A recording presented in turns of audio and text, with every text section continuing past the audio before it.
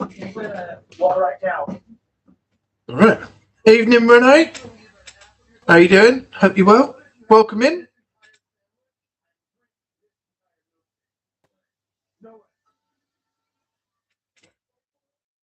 Got about 10 minutes before we switch over to Netflix.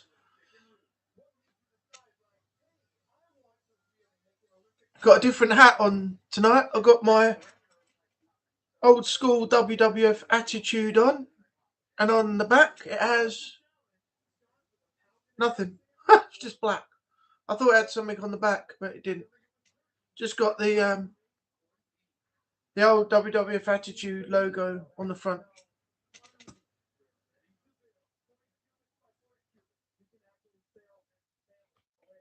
And I also have a new t-shirt. Look. The Rock. And then on the back, the most electrifying man in sports entertainment today.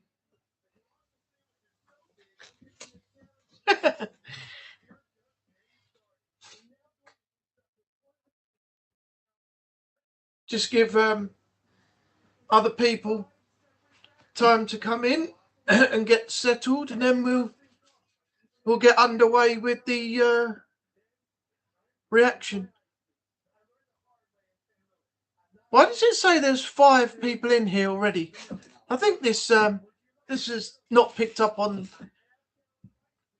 it. It's got it wrong. I don't know. Thanks for the like. I take it that was you, Renee.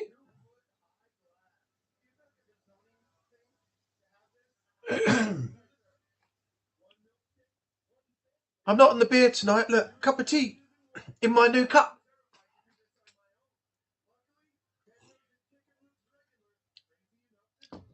Correct again. Yeah, I'm always correct. I'm never wrong. Never wrong.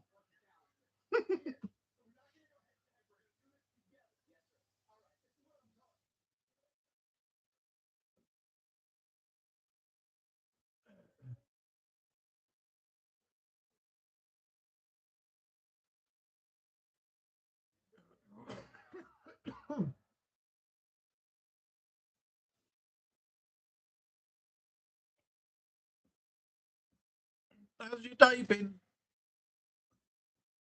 Not always, but surely. How's your day been, Renee? Mine was nice.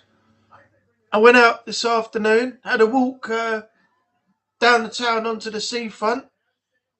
Sat with my dad in the park for, excuse me, for 5 minutes, and then went back to the house for dinner tonight. So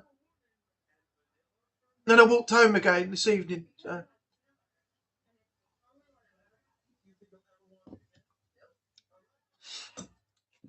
Yeah, the weather was starting to pick up again, wasn't it? On the old hot side.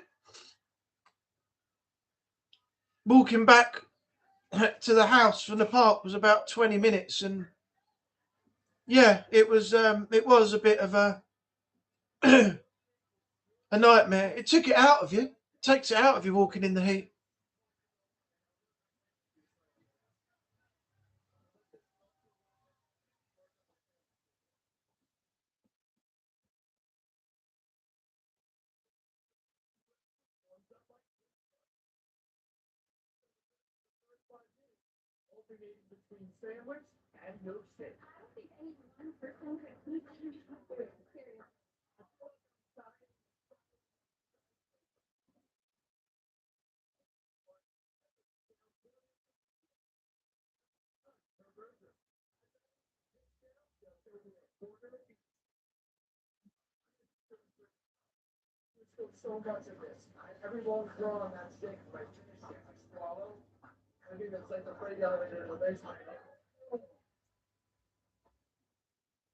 Just east of Washington, D.C. in Minneapolis, Maryland, where Heather and I are. All right, we're down to 5 minutes.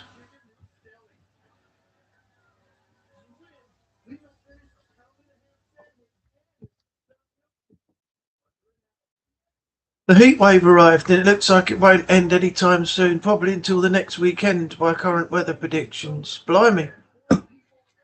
Is that where you are?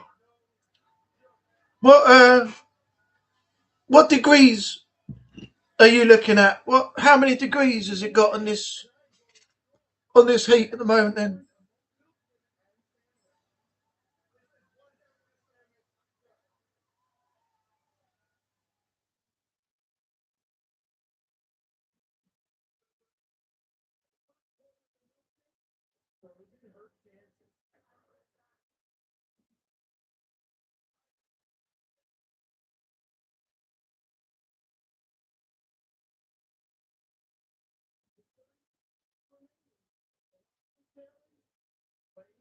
Another victim. I need to act quickly or I will be next. I work the sandwich down to a few manageable bites. Then I fully dive into the colossal milkshake.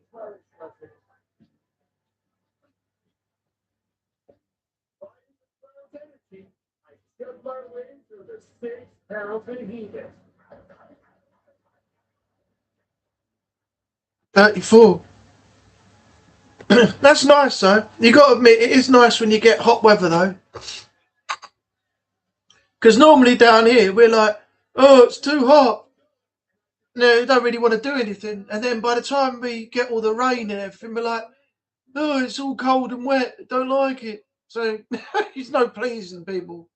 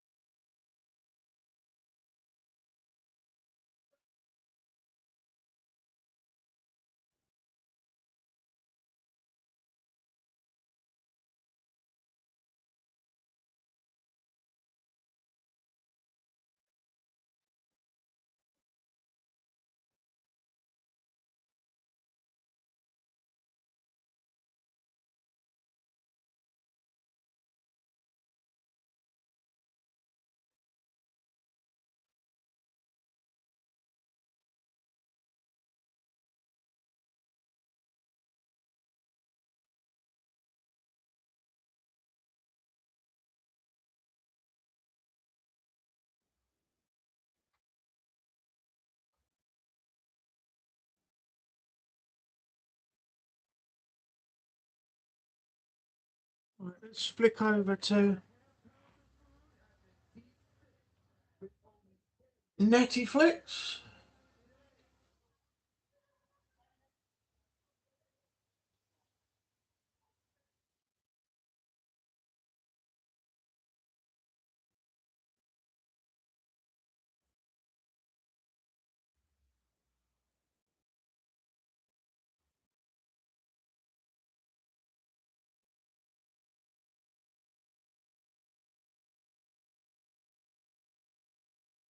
Sunday. What?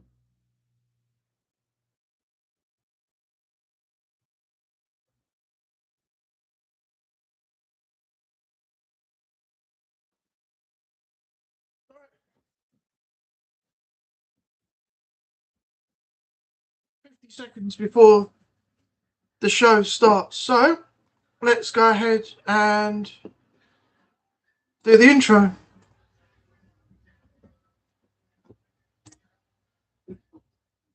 Alright, what's up everyone? Welcome back to the channel and welcome to the live for the Final Bell podcast where we talk about all things sports related. So tonight I'm going to be getting my reaction to the second night for WWE SummerSlam, the second and final night of the PLE, and we'll see what plays out. Looking for any surprises, twists, heel turns, things we don't expect, and stuff like that. So we have 5 seconds to go. 3, 2, 1. SummerSlam officially starts again now. Let's go!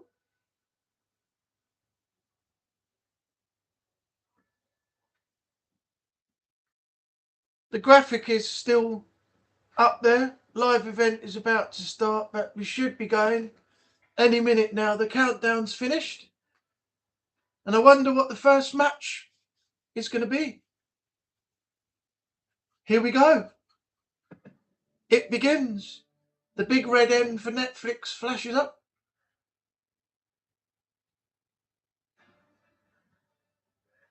We got the Then, Now, Forever Together intro. For some reason, they didn't show the national anthems being sung. Very strange. Although it was nearly 40 degrees today on the southeastern seaside of Slovenia, which is located on Slovenian-Italian border. 40 degrees. Oh, blimey. You got plenty of water on standby, have you?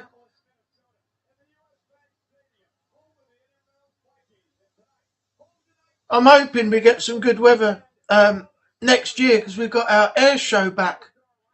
So I'm looking forward to, getting down there and seeing its return at some point. Might even do a video on it.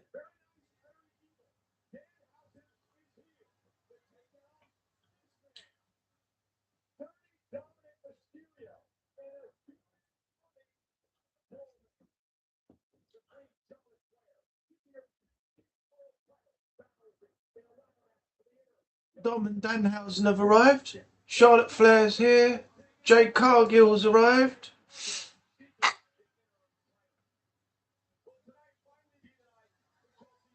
There's Chelsea Green.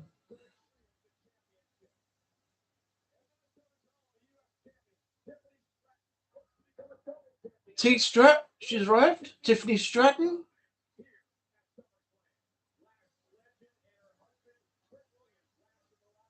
Lash legend and Trick Williams, eh? Baron Corbin.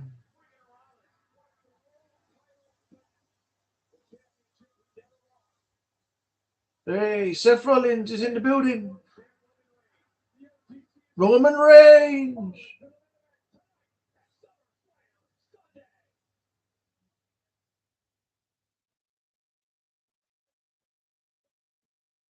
Now, a recap of last night now.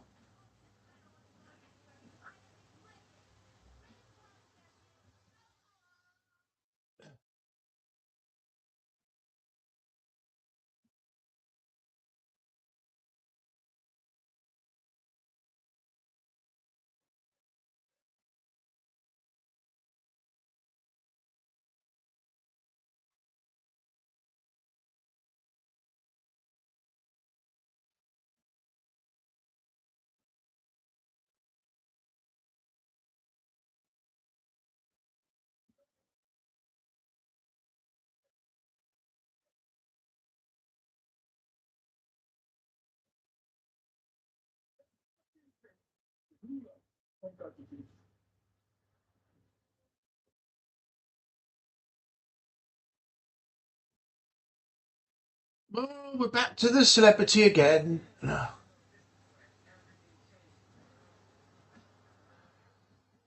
Oh, God. WWE and their obsession with celebrities is insane.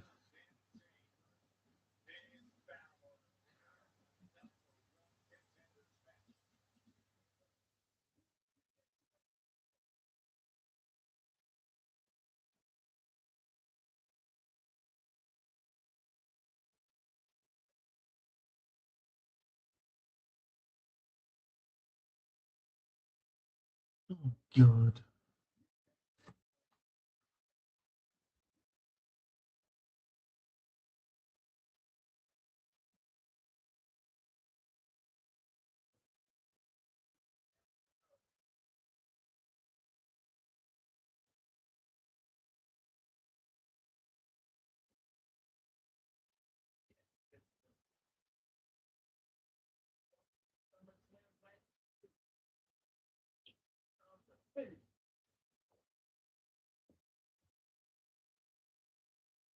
Oh, God. I'm glad that was over.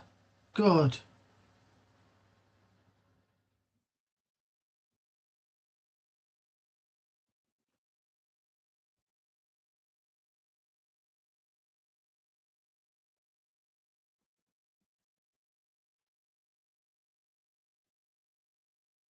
All right, what's the first match?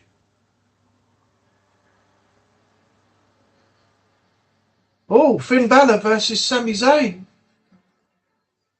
Number 1 contenders match.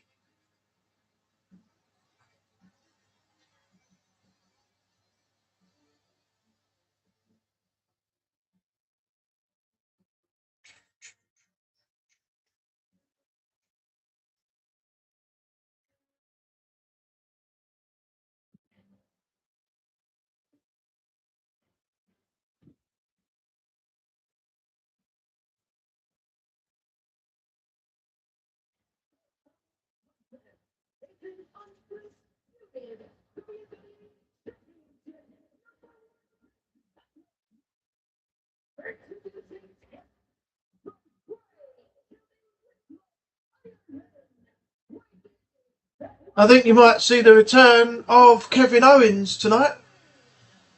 It's rumoured that he might appear, but not in a wrestling capacity. It'll be as just an appearance for now, but he is cleared by doctors to return. So, as far as I know, what I've heard, yeah. But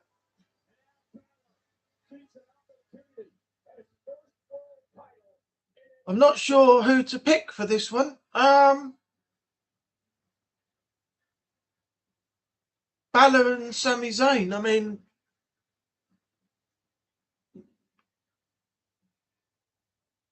I would say Sami Zayn, the way that things are going at the moment for him. He really wants his return match after losing the title, and he's got this match with Finn Balor to determine who's going to go into the match as number 1 contender if he's the winner from this. So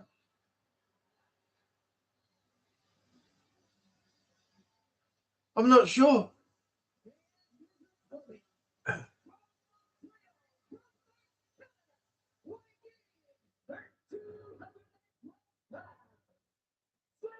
I'm going to go Sami Zayn. If it's not Sami Zayn, I'll be surprised.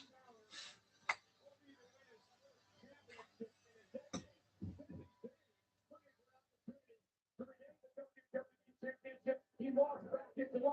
Tonight, he is number 1 contenders match.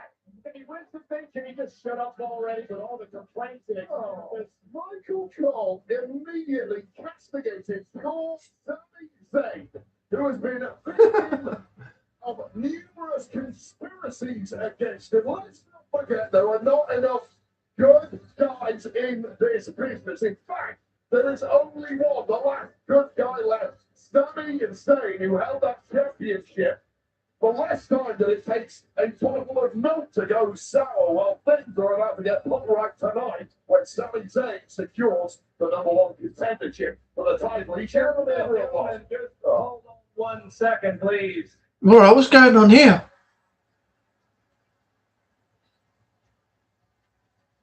Sorry to interrupt, but as you may have heard, I have been reinstated as SmackDown GM. And in an effort to call things down the middle and do what's best for business, I've made the executive decision to add a participant to this matchup.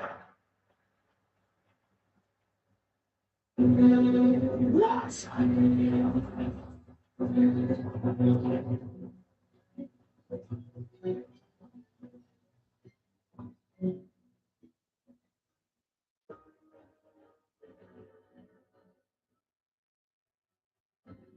Nick, what are you doing?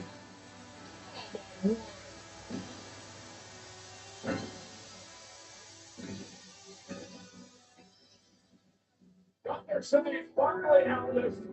You did something for me.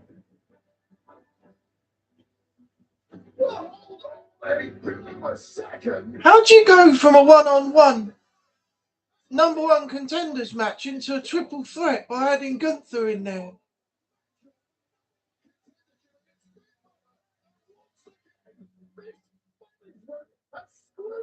I don't understand what is Nick Aldis doing?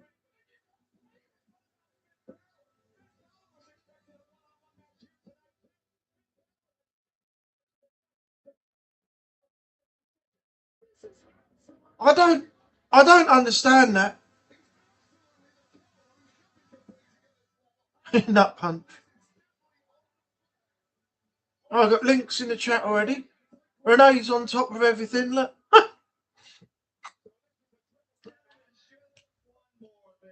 Oh, what now? I didn't say I was only adding one more participant. Yeah, I made a second executive decision, and that was to make this a fatal four-way match for the number one contendership, which means we need one more. Nick, what are you doing?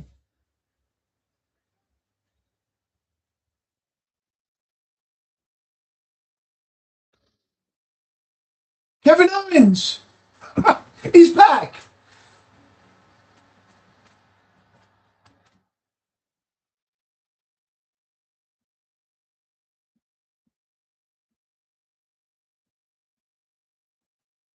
Wow.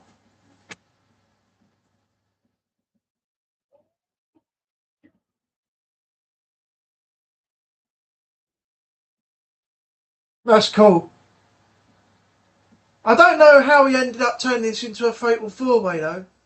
That's just stupid. It was supposed to be Sami Zayn and Finn Balor, and now he's added Gunther and Kevin Owens into the mix. Oh, God.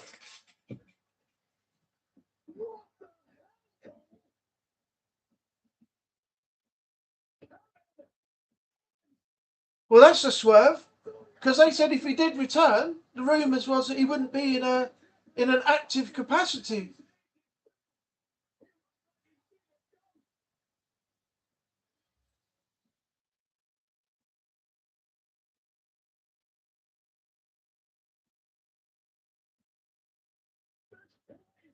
Sammy's got a right to complain now if he loses this. I can't specifically say that I'm going to pick Sami to win now. There's a 25% chance with every person that's in there now of them getting a win.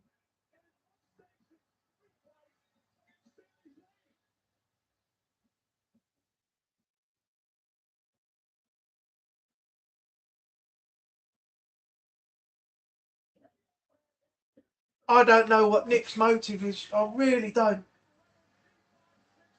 Why has he changed it into a fatal four-way when it was a one-on-one?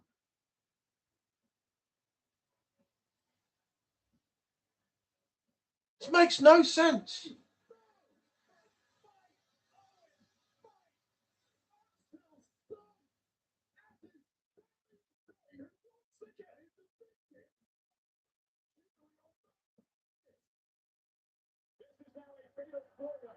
To determine the number one contender, the CM Punk Undisputed WWE title, a year and a half of NXT Kevin Owens has the fight to Gunther and Balor. The prize fighter straight back to doing his while Sami Zayn remains short.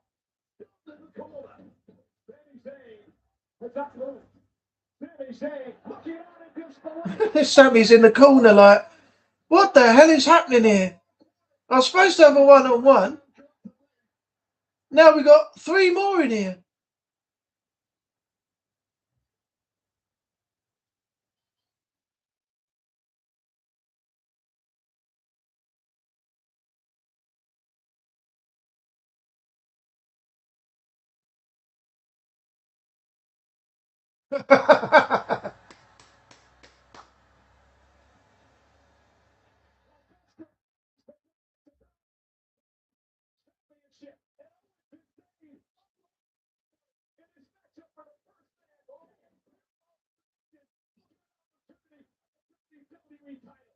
Kevin Owens looks completely unstoppable.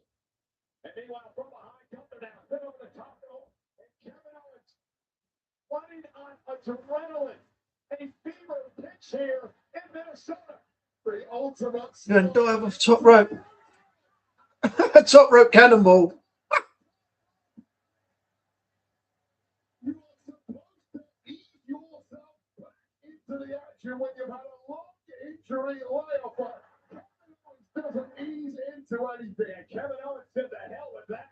Head down, swinging for the fences, and he might put it away here, Cole. And Gunther went to a battle with Nick Aldis last night. And there's Swanton. Kevin Owens looks great in the early goings of this matchup. With the Owens back out the overshot. Gunther caught him the sleeper. And now Sami's 8 from behind, protecting the matchup. Who gets the first man to get pinfall and submission wins. And now Balor, approved by Gunther. Fast-paced action in the early going here. Oh, God. Game plans, strategies, beat John. This is basically a legalized riot to become #1 contender. I don't get this at all. What's Nick's motive for changing the match from a one-on-one to a fatal four-way? Tell you what, Sami's not going to be happy if he loses this.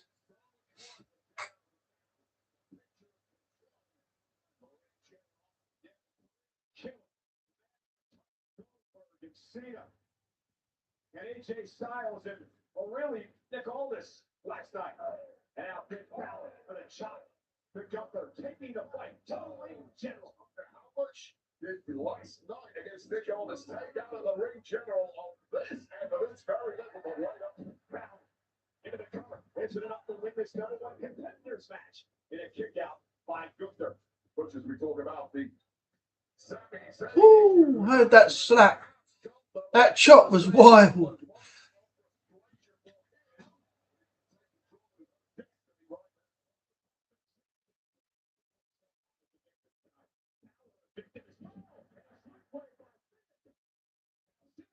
Back into the fray. And the split blade to Sami. Well, Big Balor truly looks back to that guy 10 years ago who set the world ablaze. And Balor dropping Sami into Gunther. And Gunther now maybe in the drop zone. Finn Balor, who's had a new lease on life since coming to SmackDown.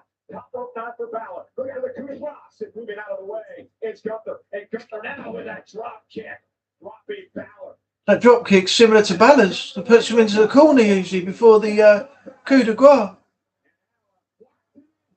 Transitioned into the Boston Crab. Wow.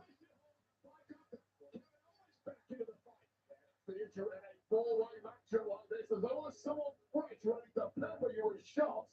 Well, no one does it better than the prize fighter, Kevin Owens. I mean, this has been, I mentioned it earlier, a year and a half. He's been building it with Kevin Owens. The need to come back, the need to be a part of this. And Gunther stops him in his trap.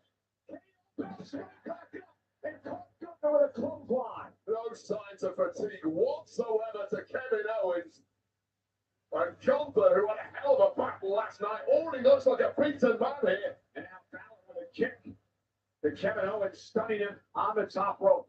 Balor with that otherworldly athleticism. He's going to need all of that and perhaps more tonight to secure #1 contendership here. And trying to hook KO, and KO looking to block. And now look at that. Oh. Zayn now into the fight. Sends Kevin Owens out to the floor. Sami's taking advantage. Oh, kick out of 2 by Finn. Rightfully deserves that #1 contender spot to win his championship back. Here's the deal. Stop complaining. Stop moaning about this. And win the damn thing, Sami. Shut up your critics by winning the match. It's simple. And Sami now has Balor works on the top rope. Always the victim. Yeah, he has always been the victim. Infractions of managerial negligence. But right now, in full control, what's Sami saying? You may be the only person in the world complaining that Gunther and Owens has been added to this matchup. Oh, Balor landed a bit bad there. Flying elbow coming up. Oh no, Swanton again. Sami got the knees up there.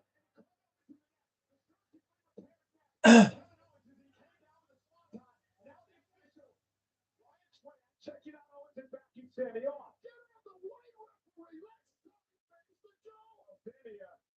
I thought he was going to show some compassion, but he realizes now that his injured friend Owens is in position for another kick. No time for compassion here. Oh, God. sleeper by Gunther. A move that finished Nick Aldis off last night. And Balor to the top rope. Balor to the cross.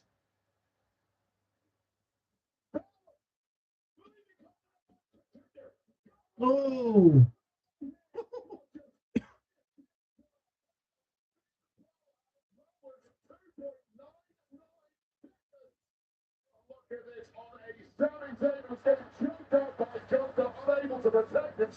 I hope Kevin's not injured again, just as soon as he's got back. That was a bit of a bad landing. The knees across the back and he got it on the back of the head. Right on his surgically repaired neck. No, he's all right. He's back in the ring. That's good.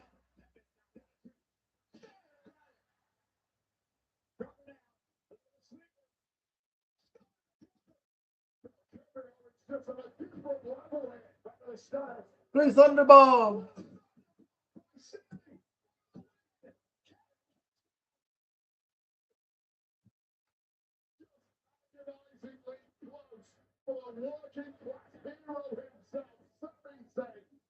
Self-proclaimed working class hero, Sami Zayn.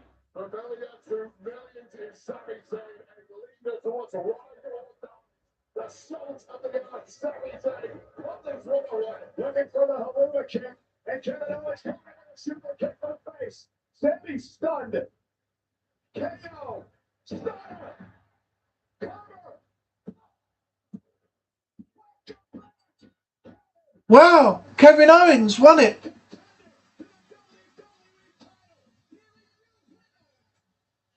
A year and a half out, his first night back, and he gets the win and a WWE title shot as well.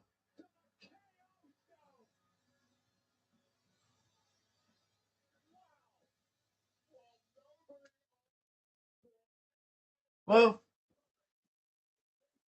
I wonder what Sami's going to say about this now.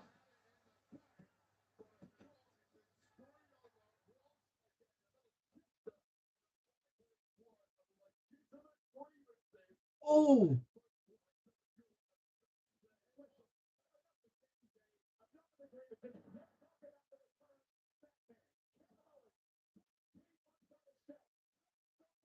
I talked to Kevin Owens just a few months ago. He was emotional. Never thought he would step foot back inside the square circle. And he shows up tonight. And he becomes the number one contender for CM Punk's WWE. Welcome back, Kevin. Welcome back.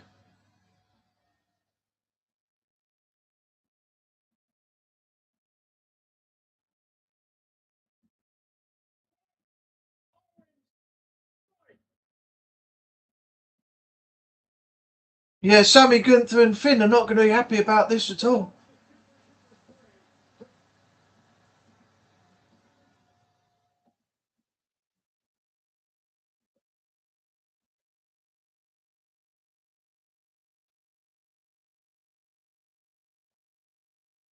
I don't know what the heck this movie's all about. Super Troopers.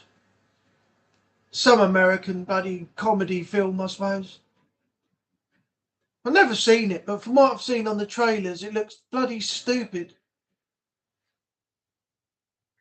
I'm not big on American comedies really at all. That's going to be the main event. Rollins and Reigns, that will close the show. It's got to. There's no other match you can close the show with.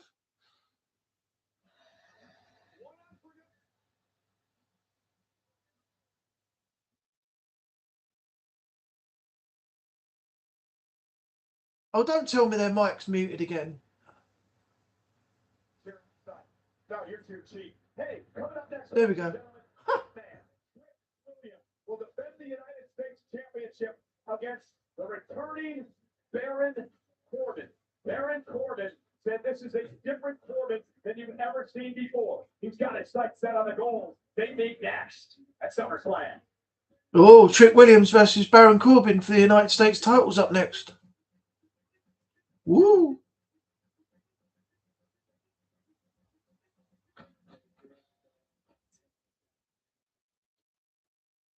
wonder if they'll probably have Trick Williams just like hold on to it for a bit longer. But it'd be interesting to see if, you know, Finn Balor, Baron Corbin on his return will be able to take the title off him though. But I think Trick will keep it for a short while now, a little bit longer. The thing is though, he hasn't defended it much, so I don't know, anything could happen.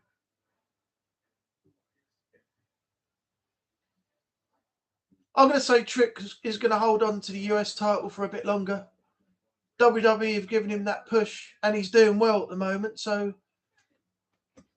I don't know if he's a heel, but as a champion, I think he's gonna have that belt for just a little bit longer. But on the other hand, it will be surprising if they have him drop it to Baron Corbin, who's only been back what, less than a week, I think, or just over a week, I think.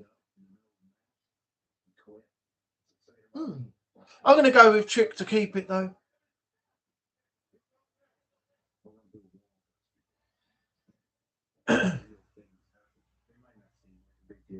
Everything's just so much better when she's there. Right, 2 seconds, and I shall be right back. There's another advert on which I've seen before, which they're rerunning again. So I'll be right back in a couple of seconds. Just going to get another tea, and I'll come back and join you again. Right.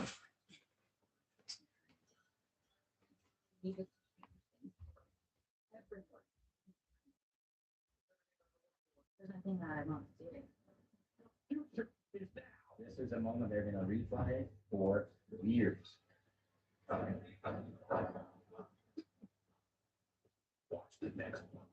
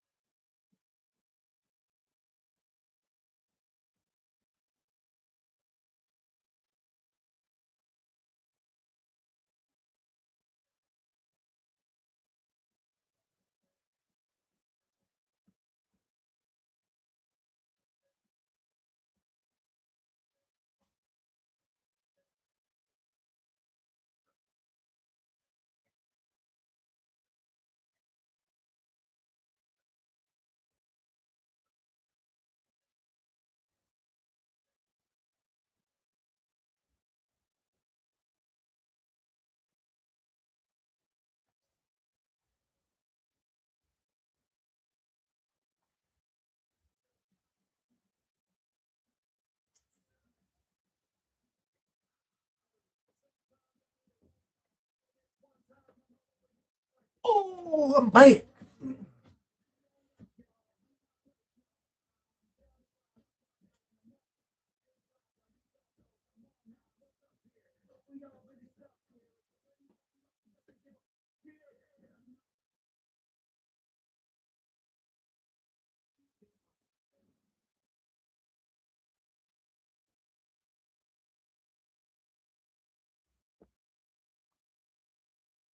That's weird.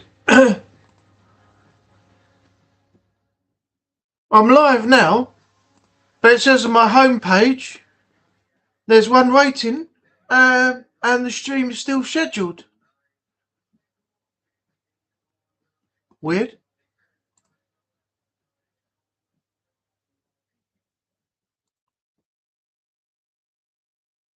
Oh, very strange.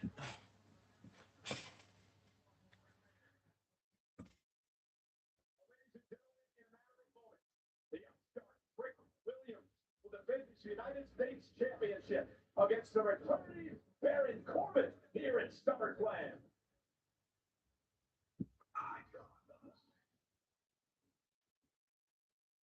All right, here he comes. Baron Corbin is here.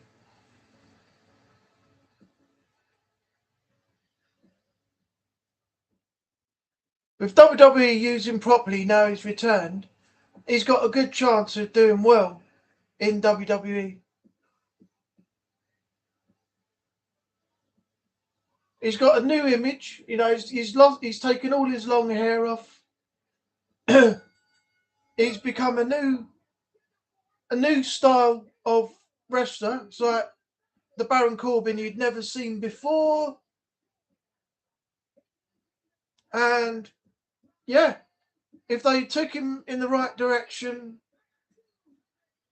he's gonna do good.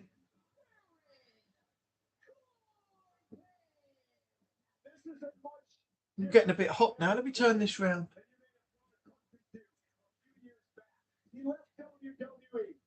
There we go. He said he needed to reinvent himself. He needed to find himself. He needed to understand what that missing edge was for him to be a massive superstar of caliber here in WWE. Corbin did just that. Went out and wrestled all over the world. In fact, he's a legitimate badass. We'll tell you all about that in just a moment. All right, Trick's on his way out now.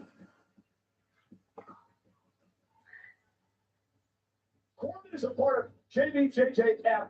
That is a jiu-jitsu. He's part of It's giving me a headache now doing it like that.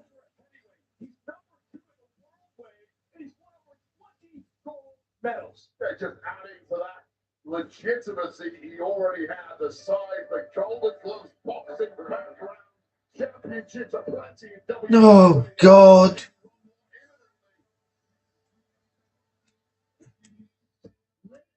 Little Yachty.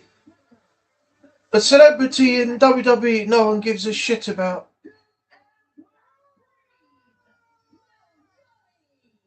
And he's the most annoying on the mic as well. It's just unbearable to listen to.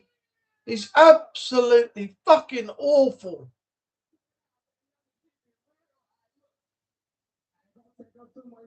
Look, I'm sending somebody 6'5", 250 pounds your way.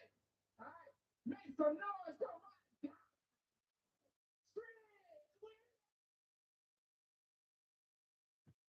on. What the fuck was that?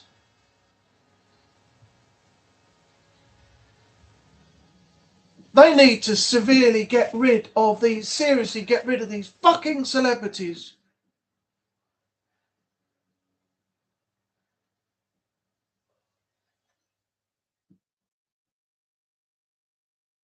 I mean, Trick Williams is more over than that Little Yachty is. I mean, Little Yachty is only known now because he's in WWE with Trick. If he was anywhere else, he'd still be out there putting shit music out, and no one would give a fuck about him, to be honest. People only care now because he's in WWE and he's on Trick's side. This is WWE's obsession with celebrities again. It's just ridiculous. I've said this before, chuck a load of wrestlers out the door and bring in all the celebrities just to try and gain traction for WWE. And it's not working. Because people don't give a shit about Little Yachty. I don't think many other people do. They're more interested in the superstars they come to pay the ticket prices for on the show than they are to see some nobody fucking celebrity that they've thrown in there.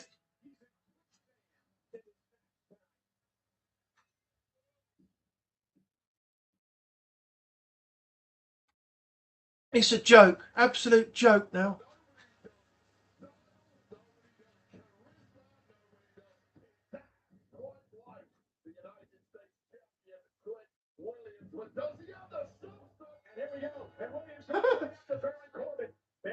He's gone on the attack already.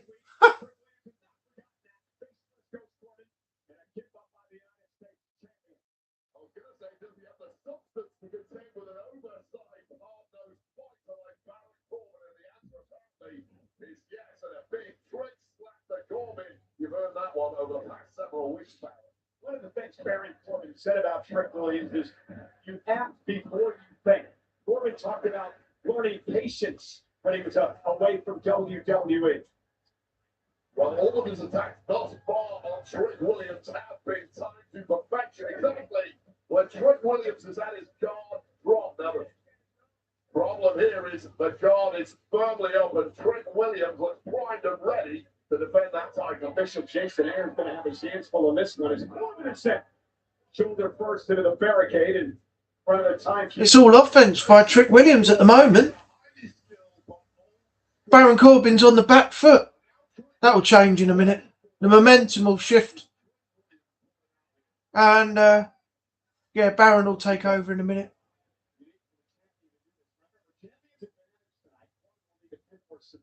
Trick Williams to win the title. You've got to be very careful messing around with tables and weaponry in a match like this. And Corbin, understanding that, rolled into the ring to break the count. get away from that table, whatever was getting cooked up by Trick Williams, but now Bucko. Did you expect to see Corbin on the retreat early on in this match? This isn't a hardcore match or street fight or something like that, is it? See, don't getting the table out.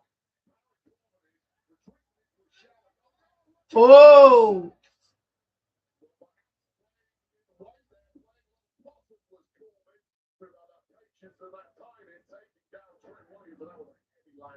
Indeed, Baron Corbin has not had a match for the United States Championship in more than 8 years. He's never won at SummerSlam. Don't wait for the count out, Baron. You've got to get him back in there. You can't win the title on the count out.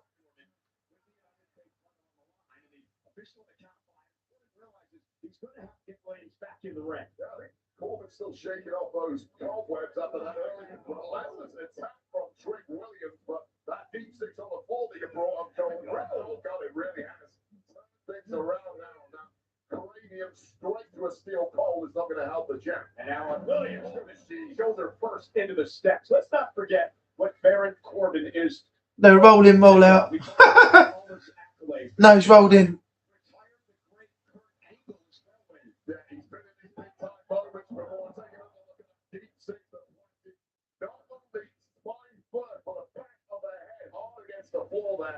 And the champ, Trick Williams, really has not looked the same ever since. Yeah, I think we're going to learn a lot about the champion here tonight. Corbin quickly on the attack, and now the big right hands. Yeah, the momentum shifted now. Baron Corbin's took over.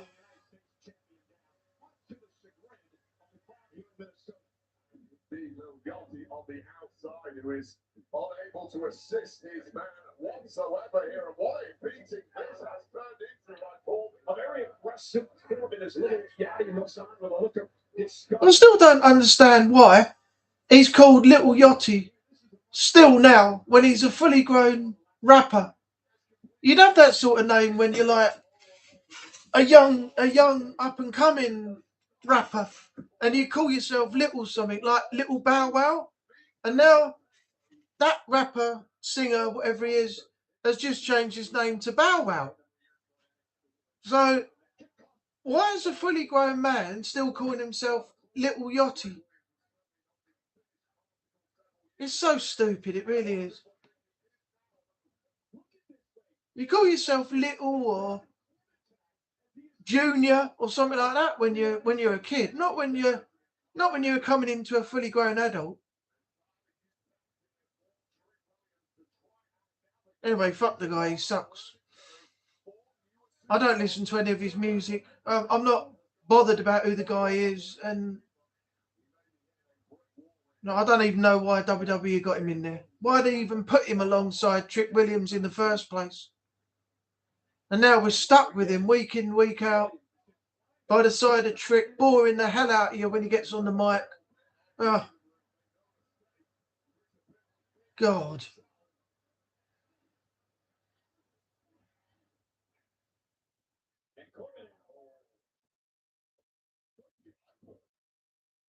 The official warning Corbin a little bit of leeway here in this title match.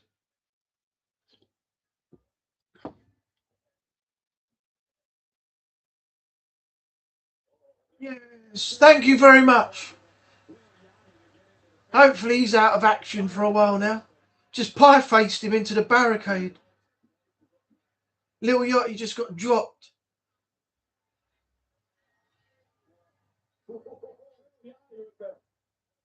The trick stick.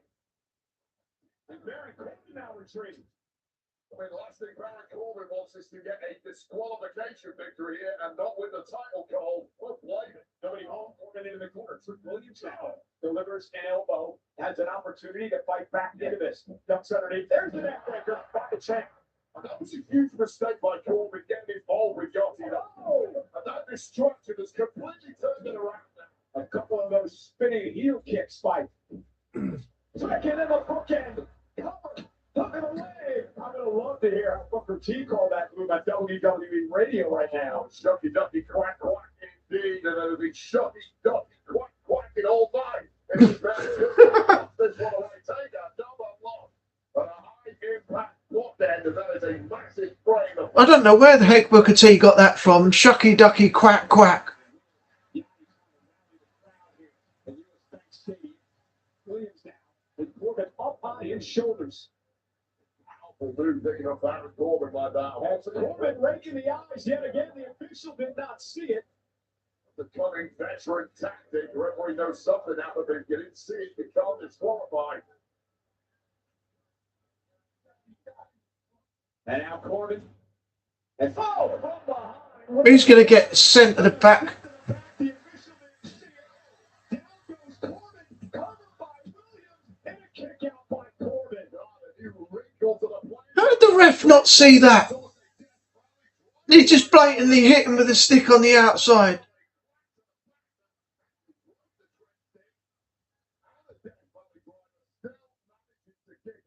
Yeah, little Yachty thought that was it.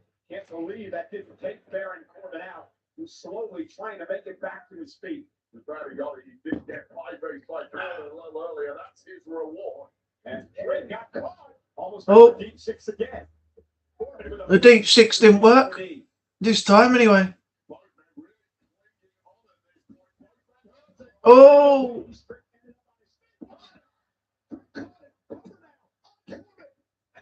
Gets the shoulder up.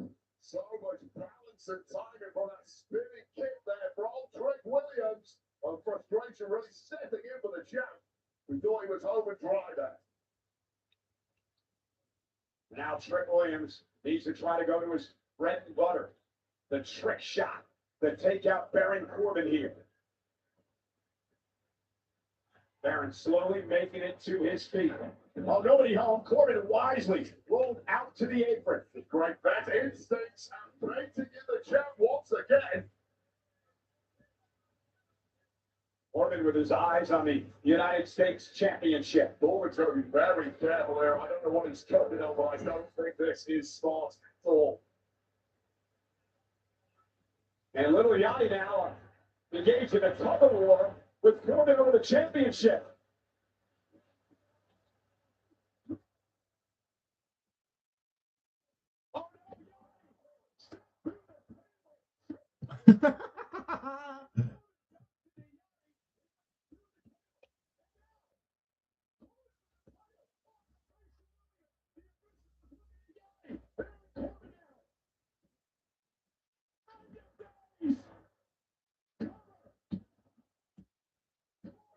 Wow. Corbin won it. New United States champion. He did cheat to win it though. He hit him with a belt and then hit the end of days, but he's done it. I didn't expect Trick to lose at this point just yet. I thought he might have a bit more of a run with the US title, but no, he's lost it now. Corbin did say he was going to do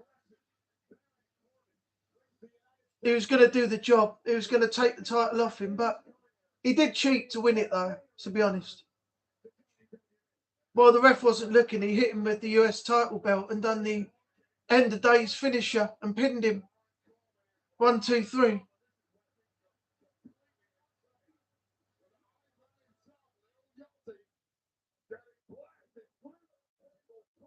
We didn't really go through it, did he? He rolled off the top of it and just slid off.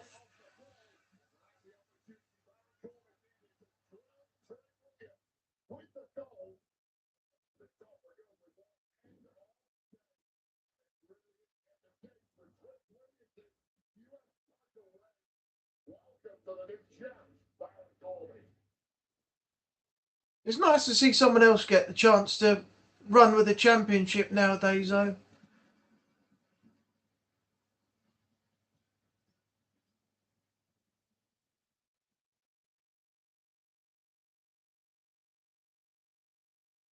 So we've had 2 returns and 2 winners so far.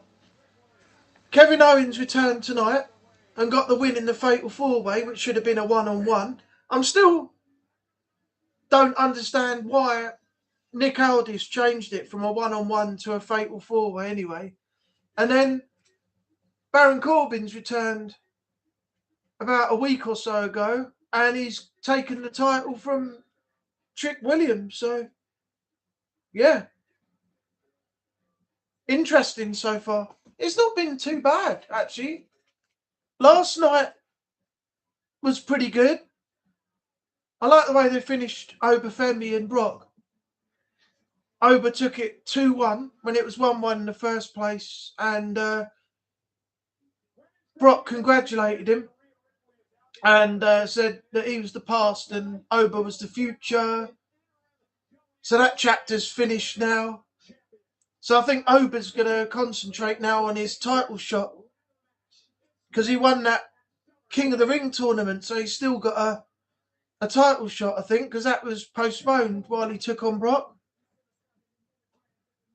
So it'd be interesting to see who he picks if that title shot is still valid.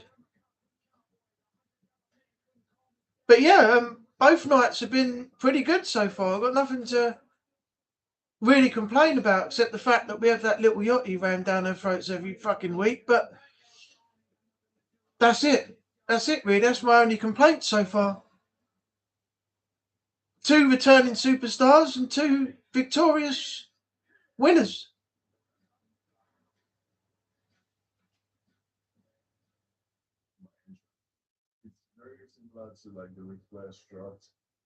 Oh God, we've got this again. The same footage again that we've seen for the last 3 weeks. Haven't they got anything different to play? It's the irony of this absolute beast. It's good hearing about it, but you already know. Because you played this every single week so far in the production truck. They've got to have other footage they can put in place of this. It's like watching the same advert. When you're watching a program on ITV and you get the same advert or set of adverts every single time when the adverts come on, and then you get past the movie and you get to the adverts again and it's the same set of adverts again. In the end, you're like, haven't they got anything different to produce on here? This is so repetitive. It's just stupid. Right, we're at the break again now. We're going to wait 2.5 minutes for it to come back on.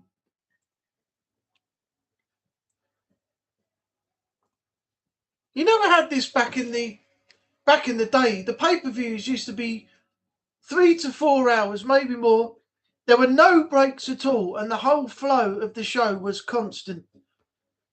Now they're throwing in ads here, there, and everywhere in the middle of shows and matches. At least I haven't put them on during a match on a pay-per-view. But why have we got adverts on a pay-per-view PLE or whatever it's called now?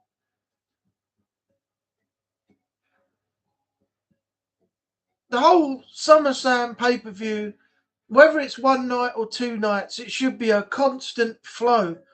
No adverts, no nothing, just constant flow. Now we're getting crammed with adverts and breaks and everything. It's all about that revenue with WWE, isn't it? The money's coming in now. These adverts keep coming on. Revenue and celebrities, the 2 big obsessions with WWE at the moment. Revenue from adverts and advertising and everything else. Ad revenue and advert revenue and all that carry on. And shitloads of celebrities. That's their main two loves at the moment on this company.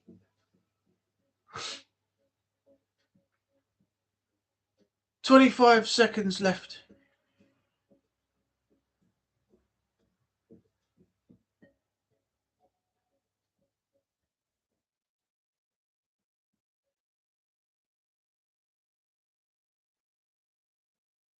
"10 seconds.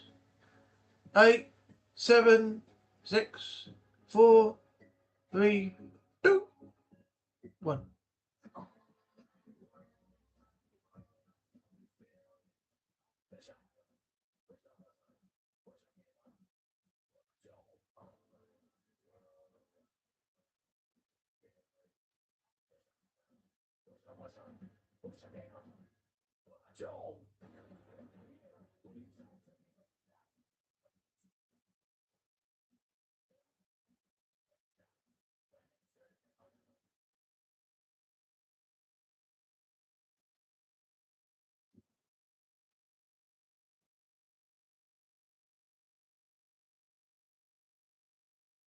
All right. Got the women's ladder match now for the interim women's champion, because Rhea Ripley's out injured. She had to relinquish it. So now we're going to see a new champion tonight for the ladies.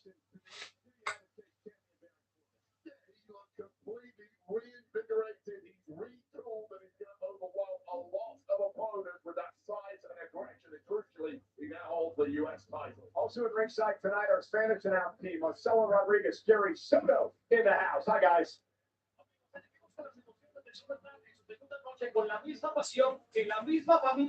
I see Carlos Cabrera has disappeared.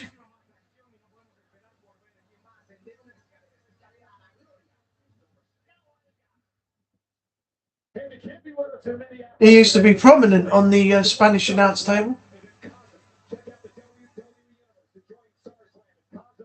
Los Angeles, Dallas, and the newest location, the Sunday night's main event, Atlanta. Cosmo is like nothing you've ever seen or experienced. When you can't be there, be at Cosmo.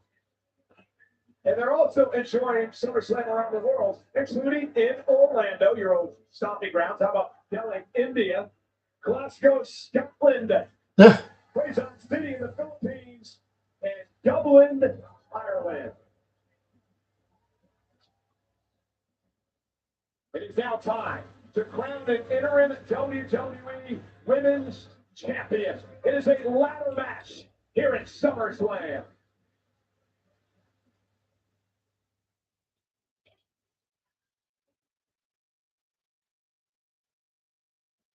This will be interesting. You got Tiffany Stratton, Charlotte Flair, Lash Legend, Chelsea Green, and who's the other one? Oh, Jade Cargill.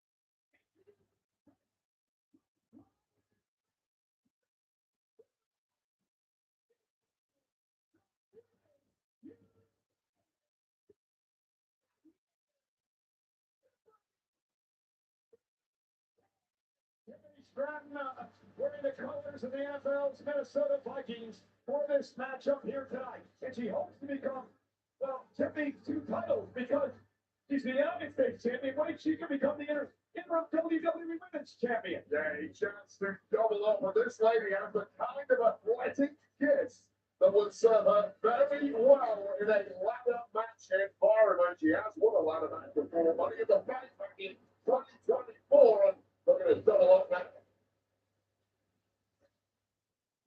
Storm is coming.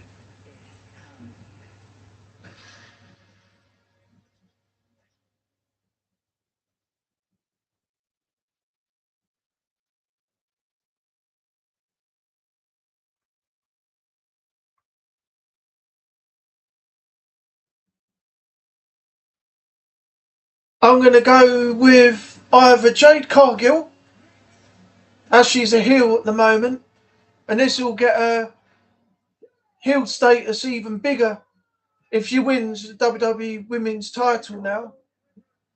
Or I'm going to go with Lash Legend, but the dark horse in this match is got to be Chelsea Green. She's the one that's the unpredictable out of the whole five. As they're teaching, they're teasing potentially that she could get somewhere at the moment, and she's already been US champion on the women's side anyway, so it's possible she could do it, but it's between the three: the dark horse Chelsea Green, Lash Legend, and Jade Cargill. That's my thoughts on it.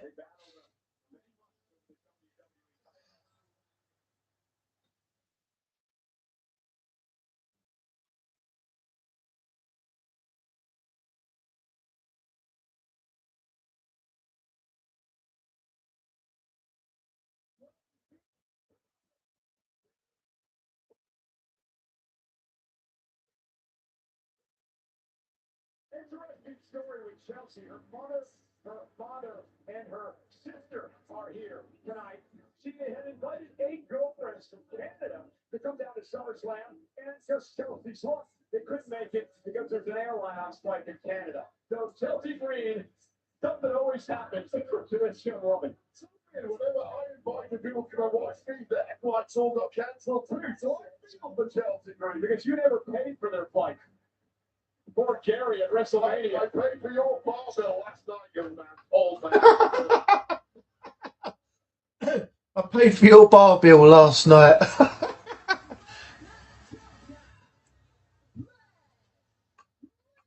Good old Wade Barrett.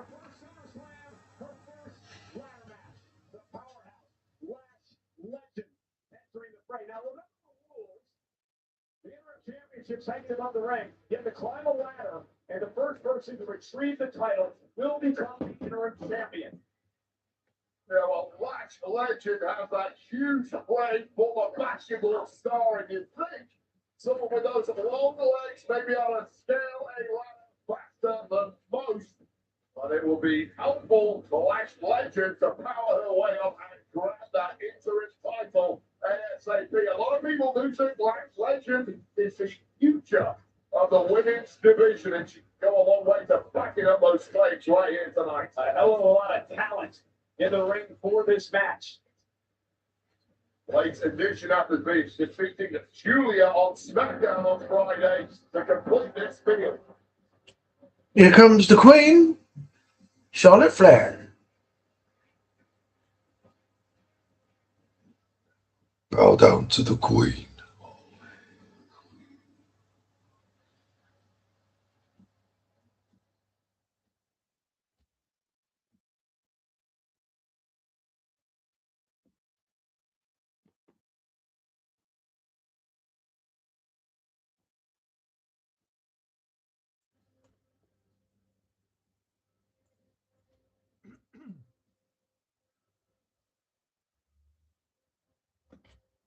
Alrighty, now we're in. We've had our third match already.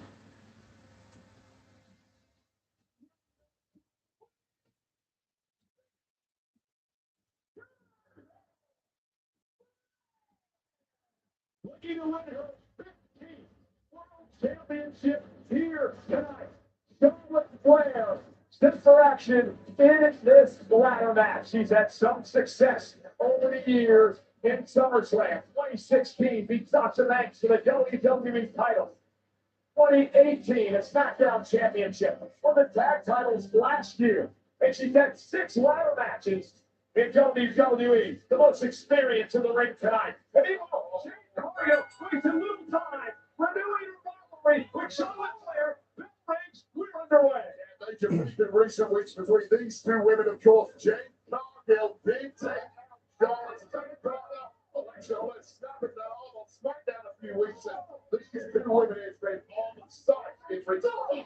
Now Charlotte with that back elbow. The ball continues. I love the way they said that Jade snapped Alexa Bliss's arm a little while ago when she's clearly double jointed. She's done that before where she can bend her arm downwards, like from here. We can all only go one way sometimes, but some people can make their arm look broken by doing it the other way. And Alexa Bliss has done that before, but they use that for the storyline. They already know she's double jointed.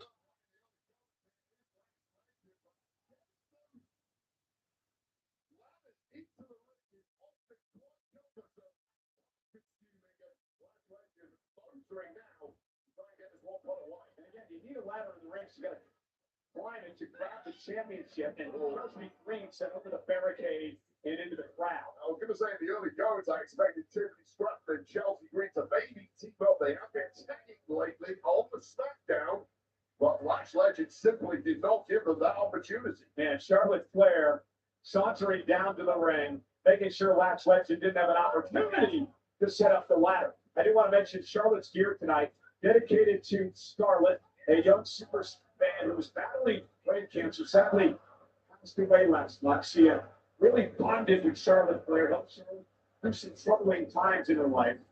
Charlotte said, "Diamonds are forever, so is Charlotte and Scarlett." Scarlett's family here tonight enjoying SummerSlam. Charlotte Flair, a class act in and out of the ring, but pure power down from. Oh! How dominant is Lash been in the early going in her first ladder match? Absolutely superb. I mean, it's a different skill set that you're required to utilize in a matchup. That's got to hurt. You get thrown onto a ladder. That's going to hurt your body no matter what. You're trained to land on things, but it's still going to hurt. I mean, you catch your lower back on the edge or you land flat from someone dropping you on the ladders. That's steel or metal or something. And you get dropped on those. Yeah, it's going to hurt. There's no padding in your ring gear. So, you're going to feel that the minute you get dropped on it.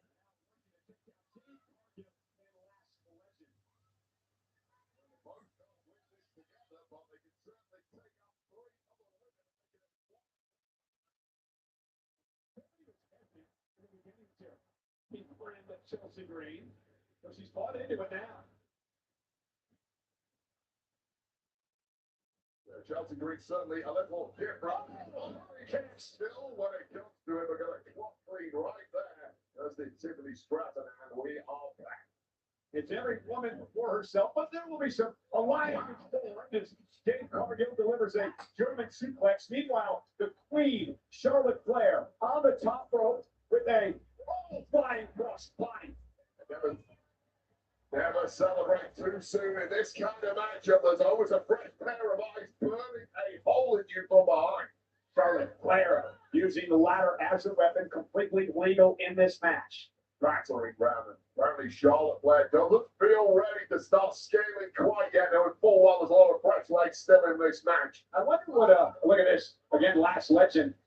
Carrying Charlotte up on her shoulders. And Lash now in a military press and dropping Charlotte. I wonder what Lash Legend's partner, Nia Jax, is thinking about Lash being in this matchup. Well, Nia Jax is absolutely furious because not one but two qualifying matches of her were blown up with disqualifications thanks to Charlotte Flair and Jade Cargill. I'm sure she's sitting somewhere spewing about that. But she's jealous of Lash. She thinks over. I think if Lash Legend grabbed a little gold on their behalf. Now a Tiffany Stratton. Oh, and a code breaker to Legend as she used the ladder to her advantage. And that's why many call Tiffany Stratton the greatest athlete in WWE, along Charlotte Flair and some plenty of her own. Charlotte and Tiffany with a history as well, if you remember WrestleMania a couple years ago.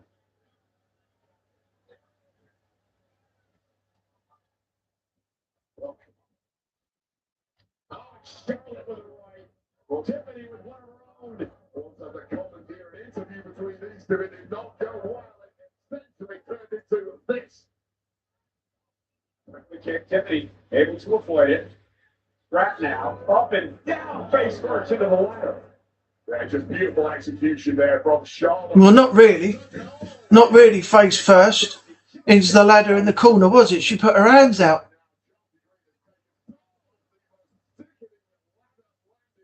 History of women's wrestling. But now is your chance to shoot the world. This really is the ring outsider, I think, in this field. By Chelsea with an opportunity. Chelsea climbing the ladder, trying to win the title. Jade Cargill going to play defense. Just PTSD of climbing those ladders. There is full well. She's taking some sickening landings, and here's another one of that to come. Jaded. Looking for. Not on the ladder. Oh! Opportunity.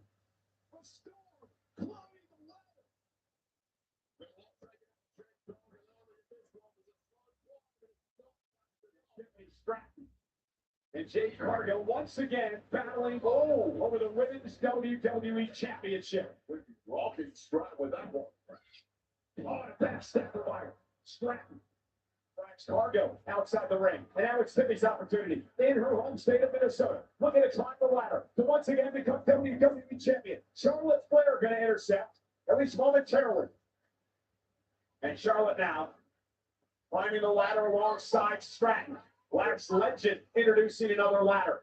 It's nothing worse than being 3/4 of the way up the ladder and getting. That's going to be funny. Danhausen versus Dominic Mysterio. Human Monies on a pole match.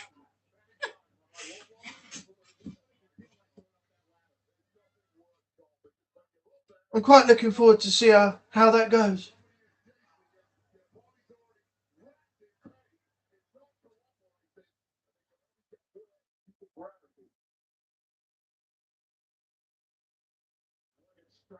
Using the ladder once again to her advantage. Well, this is some unique offense we're cooking up here, but again, it's a perilous situation to make yourself in because this may happen. Again, Lash legend, the powerhouse. Oh! Oh my God! Just literally powerbombed her off the top rope right onto the ladder. Oh, that's gotta hurt. There's no padding on your back at all. And look, bang, straight onto your back.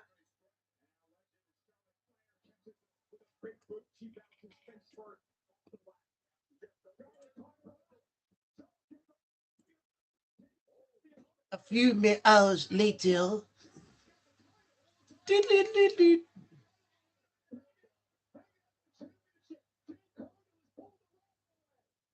You simply don't have a 22 hockey when you're dangling like that.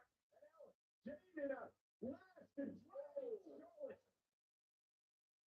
now double teaming the Queen. Using the Queen as a weapon into the ladder comes Charlotte. You've been factoring around ice. The Lash legend can get a win the battle right now and seize this opportunity. We have a new interim women's champ. Lash legend looking to win her first singles championship in WWE. And that's a smart move. Maneuvering the ladder. because the title is actually swaying above the ladder. Going to be hard to grab it. As Lash is there, but she can't now. She finally gets her hands on it. Tiffany slapped now on the other side. You're damned if you do, you're damned if you don't when you're moving those ladders around. It just eats up valuable time. But you have to get it in the right position, and that title oscillating wildly above the competitors here. Now Lash looking to drag Stratton down off the top of the ladder. Tiffany in trouble. Not again. Oh, she turned it round. Tiffany turned it round.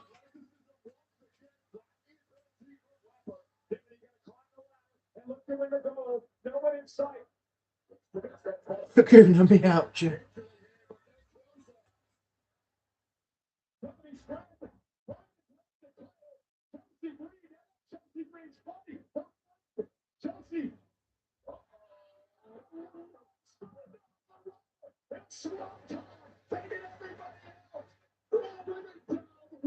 Oh, it's Chelsea's turn. She could do it. Everybody's out. Tiffany just came off the ladder on top of everybody. Now they're all outside the ring. She could get it. I told you she was the dark horse. Oh no, here come the other two.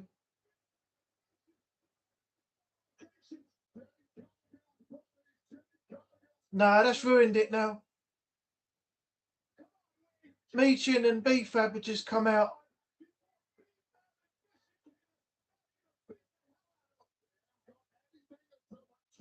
This was always a potential threat to every woman in this match. Jade Cargill has the numbers game. There's a fixed goal. That's how you guarantee victory in this game. You step. This is where you need a return. Like the return of somebody right here, right now, at this point.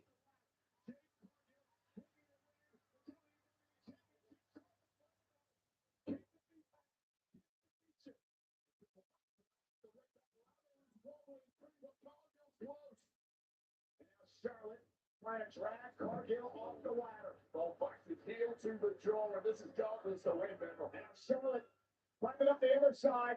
Cargill a fingertip away. Charlotte Flair now looking to run interference. Oh, what a scramble this is. Oh, 3 ladders. Now everybody's in. Everybody's up the ladder. You know what's going to happen here? One ladder's going to go one way. Yep. The other ladder's going to go the other way.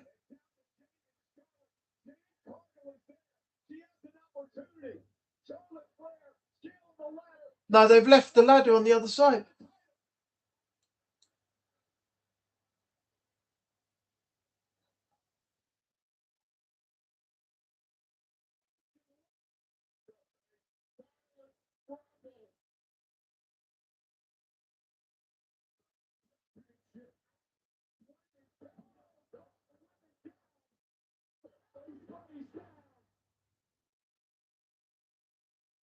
Chelsea's back up.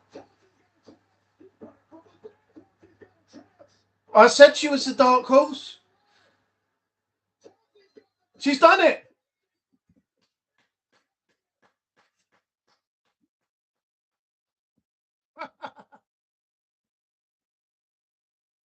Wow.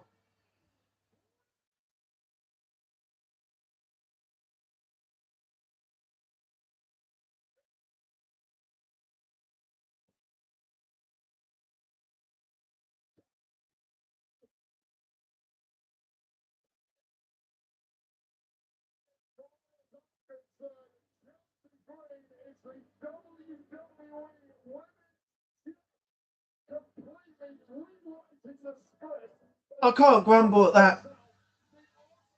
She deserves it.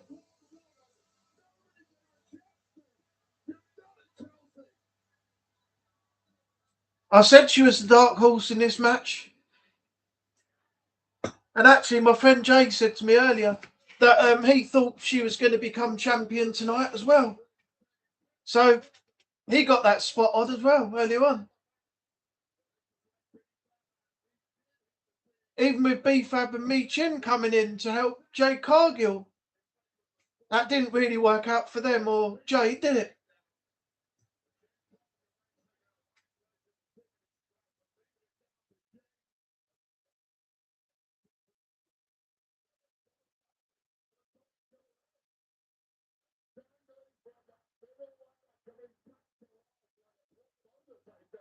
Now scrambling to victory. Rubbing gold to the elation of this stadium. Chelsea Green showing what perseverance and determination and doing anything that has to do.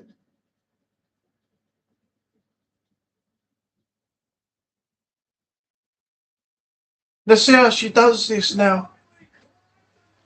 Then she's finally got there.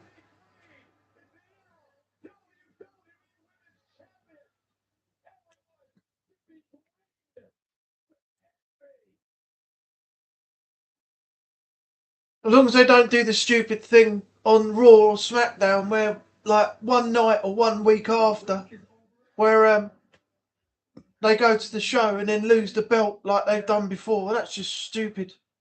Boy. Check out your member benefit and explore the catalog of premium content you can't find anywhere else. Congratulations on being the first to experience the epicenter of fandom. This is Club WWE. Hey, visit WWEshop.com to get all your stuff. Right, From t-shirts and apparel to replica that's weird. Danhausen human monies dollar bills. Very nice and very evil and available at WWE Shop. That must have been where it started then. I've done a lot in 29 years here, yes, but I do have a first tonight. I get to call a human monies on a pole match. Stolen monies on a pole, Cole. Next.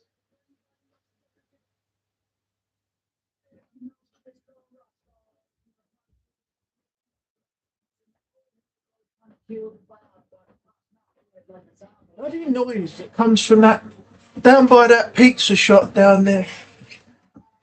It's a fair bit away, but it still comes through the window like it's right outside.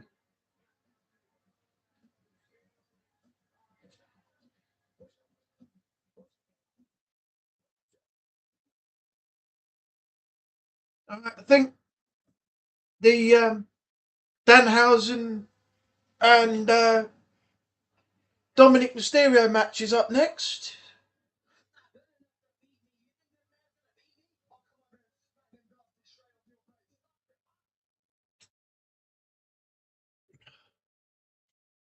That's one I'll miss on September 12th. That's probably going to be a DAZN or some pay-per-view thing. Either way, I won't be watching it anyway. I don't like Conor Benn. I think he's an arrogant prick. Bloody druggy. He's not made the sport look very good for himself. And then you got that Garcia as well, who apparently beat up his wife, and he's not a very nice bloke either. So I've got no time for either of them. Right, give me 2 seconds. I'm coming back again in a moment. The break's on. Got 2.5 minutes, but I'll be back way before then. Just going to get a quick drink, top myself up, then I'll come back.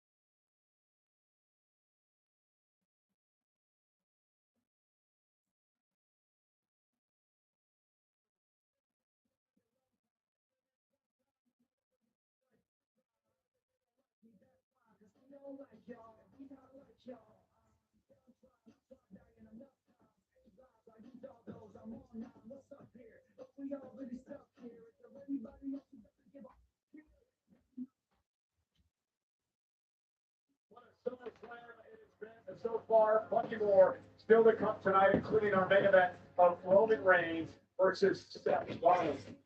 Albert, the Intercontinental team says, "Watch out, SummerSlam." Listen in.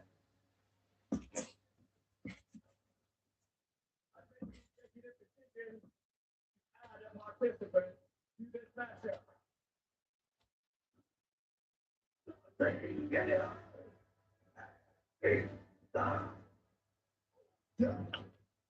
I still don't get why they changed this.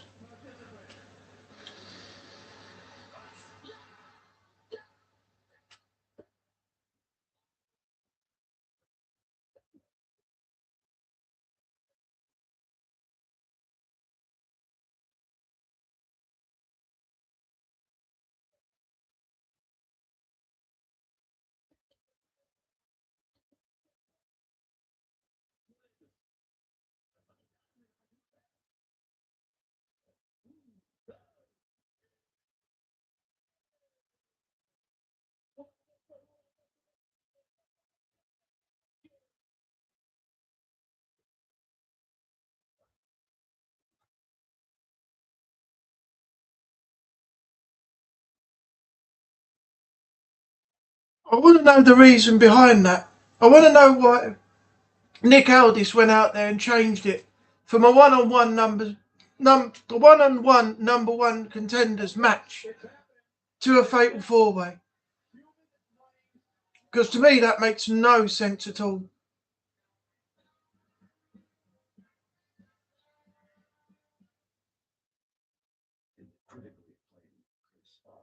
Curse father.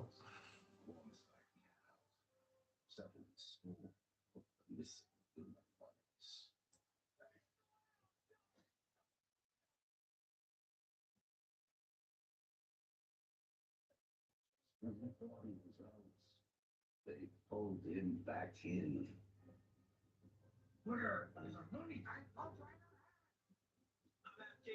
Very nice, very evil sequel. Dominic and his associates tried to take out the Danhausen. Its senseless fires and arrangements is made. Human bunnies on a pole. Yes, wrestling. It's not strictly business. It's personal.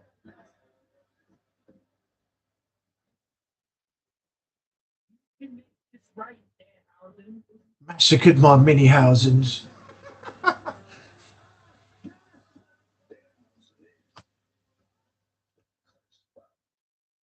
The Curse Father Part 2. That's actually a funny little video. I like that.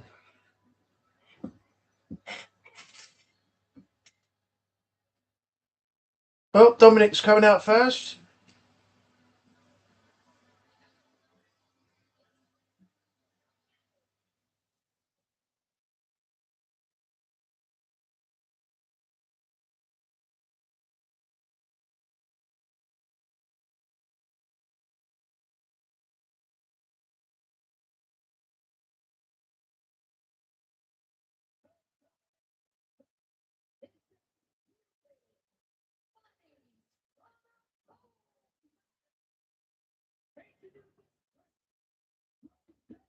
Triple A Mega Campeón.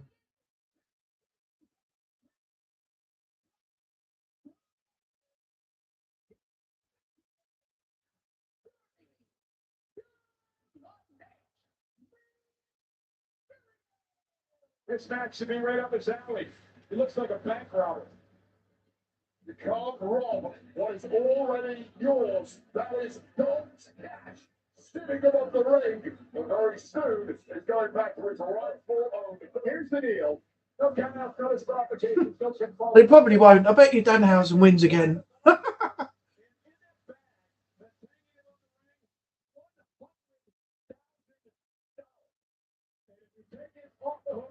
You win the money and the match.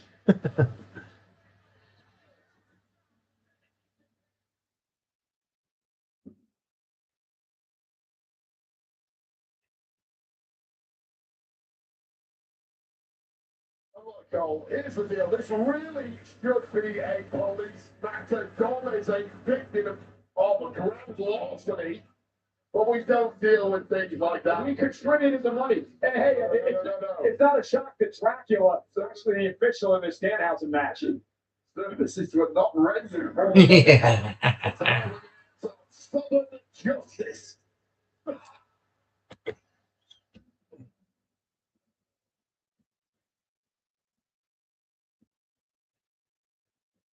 He brought the Danhausen to field. That's a start.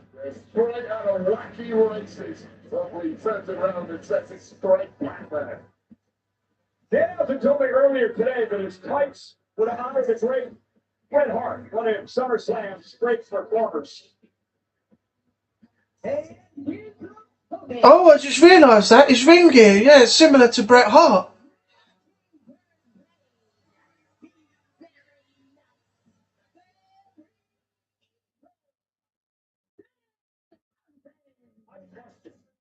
If you invest your money in a company, and that company goes belly up, do you get your money back? Okay, so Dominic invested in this whole an experiment program. It didn't work out, so why should he get his money back? Don't try and apply a layer of credibility to the nonsense, the hijinks, the tomfoolery of Danhausen. There was no investment. It was merely a fact. It was a ruse, a scare in a minute. That Dominic actually, and Jade picks that up, by the way, part of it is his money. They actually handed this money to Danhausen. Danhausen didn't steal anything. Those services, if you pay for a service, if you then don't get the service, you have been scammed and you are owed the money back legally. Oh, Dominic wasted a little time. Here we go. Here you go, Dom. Find the rope, try to get his money. Danhausen trying to prevent that from happening. This will be something. Danhausen's character is just so stupid, it's funny. Not in a bad way. They've done the gimmick really well. But the way he plays it is just hilarious. Absolutely hilarious.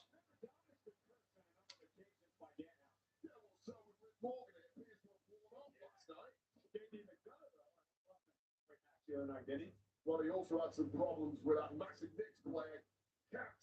Choke slamming him after the night's main event a couple of weeks ago. Danhausen now. And Dominic is out of harm's way. Nobody home. Danhausen into the corner. I was reading the other day that Danhausen's got social anxiety. So whenever you see him in a segment or whatever, he's always standing quite far away from people because he doesn't like getting too close. Human money. It's just money. What's the humor? Who else has money other than humor? Danhausen money. He's in that WWE shop. He's got like $1 trillion on there. Yeah, it's not legal tender, Michael Cole. It's a pretend money, just like everything with this fool Danhausen. Here we go for the three amigos. Two. Here in Minnesota. Latino cheats himself. The three amigos, though, Danhausen takes down Dom. And now it's an opportunity. I'll tell you, somebody in that locker room has a lot to answer for. Somebody has been teaching Danhausen moves. And not the Undertaker himself, judging by that sit-up. Danhausen trying to crawl his way to the corner. And it would be so great if Danhausen won this thing. Trying to keep the money and end this farce once and for all. Oh, look who's here. I was wondering when Oh, now JD McDonough's in the ring. The official can do nothing.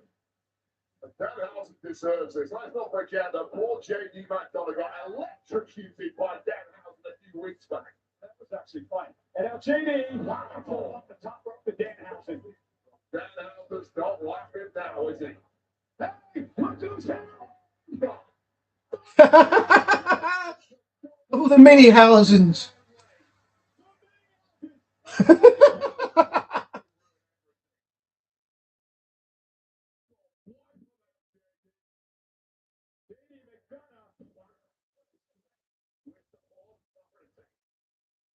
This one even harder. Someone's taller than himself. Like the cat jokes that on Jade McDonough. Paid back with interest. You wouldn't get away with this anywhere else outside of WWE. Doing this to a bunch of little people.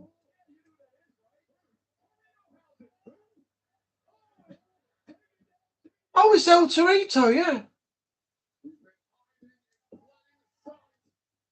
It's that little luchadorian. Yeah.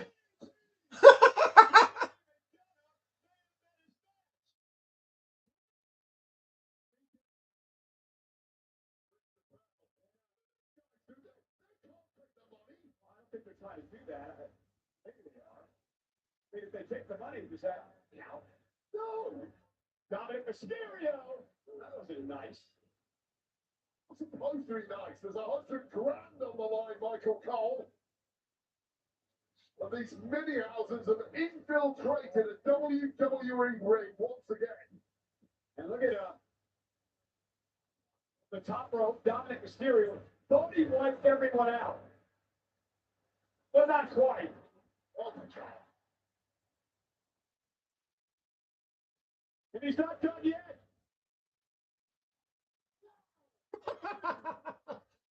That was amazing.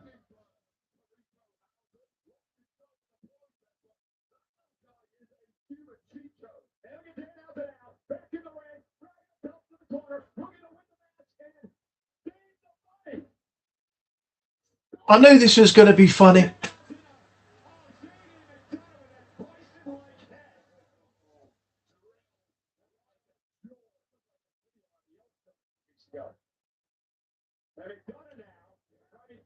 Out of the ring to the floor. I mean, you can't complain of McDonald's out here with all these mini houses running around. Oh, it just so happened that the mini house is behind you go to the ring. Yeah, right. No, it was a plot. All a plot. What a practical show by this guy.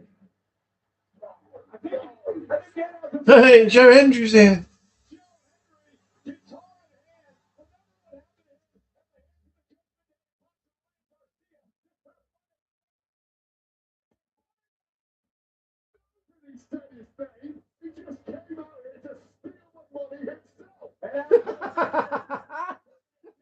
Yeah, usually that's the thing. You say his name and he appears, but this time nobody said anything and he just appeared anyway. Oh, this is hilarious.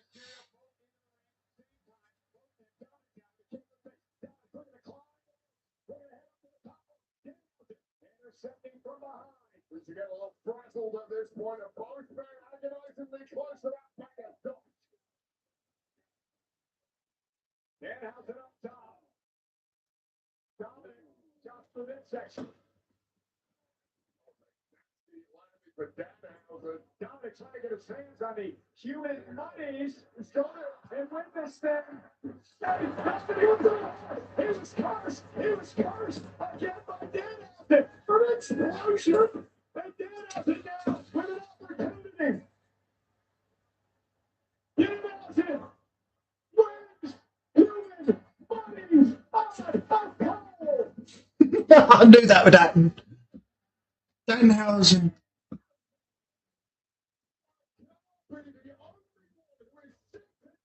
These guys, real. We are all the joke. I don't know, I just gave a standing ovation. Give the assist to Joe Henry. Oh no, they're not going to do another concert, are they? This is the invasion of the mini houses that was quickly stifled by the aggressive J.D. McDonough. Those guys are going to be feeling that in the morning, but there was one of mini houses who had a little too much skill for our Irish friends, and that was this Cargill happens as Michael Cole likes to call him.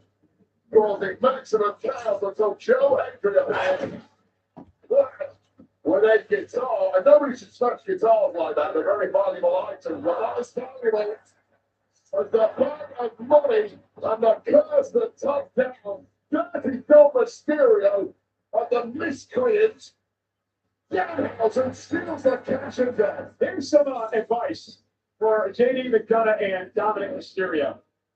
Just give up. Let's be done with it. Let Danhausen have his fun.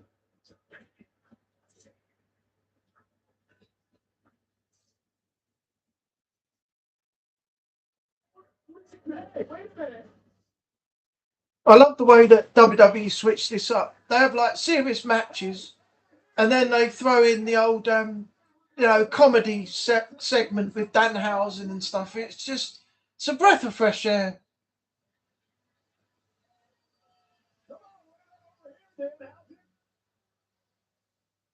From WWE.com, or is this the real deal? I think it's a real deal. So the referee just popping from. You know, if I got some money now, it would be my first SummerSlam payday. You still don't deserve what 30 years did. Get here! Get here! Will you pick your spot? Yeah, get here! Yes! Look at that! Look at that! I got $1,000. You got $100. You Monies. You said $100. $100 human.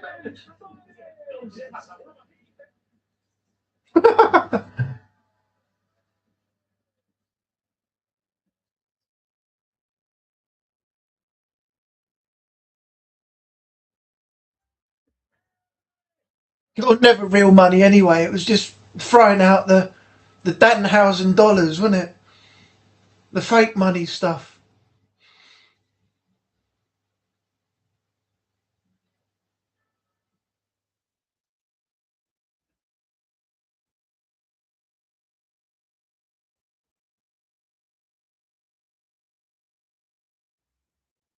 Oh, what's this? Survivor Series War Games. All right. That's the next PLE, I guess. The 2 rings inside the steel cage.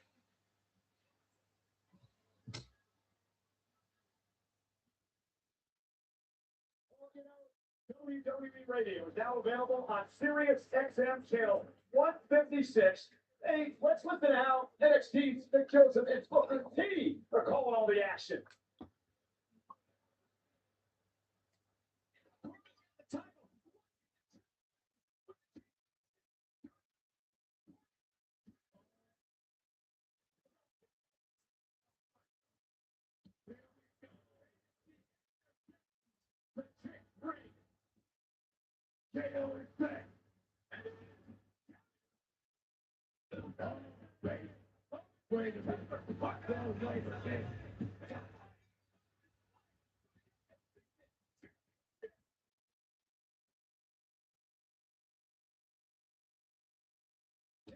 He didn't just say that, stuck on. Oh, this will be interesting. Penta versus Chad Gable. Yeah, this is going to be a good match. Intercontinental title on the line. This is one I've been looking forward to. Really looking forward to.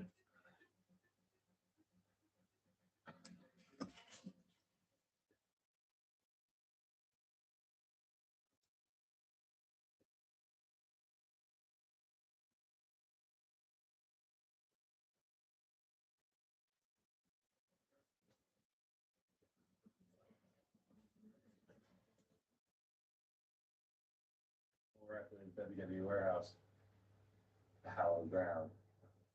This is where we keep our history. I have more guys get to come out here and see it. Kind of puts it in perspective for me that I'd like to be able to add my own thing. The history is plentiful. I mean, these aren't small items. This is Steiner Brothers leather jacket just hanging right here. Dusty Rhodes robe, ring worn. Wow. Ultimate Warrior denim. Just the Ultimate Warrior. This one's a deep cut, stunning Steve Austin. These things feel like they were worn yesterday, but in some cases 30, 40 years ago, and it was like that. I'd love to see some of that stuff on display somewhere. All that stuff that all the clothes and the gowns and the old coffins and everything that used to be used back in the day that superstars that are no longer here wore, and some of it, Cody was saying, was like 20, 30, maybe 40 years old now. Pieces of history.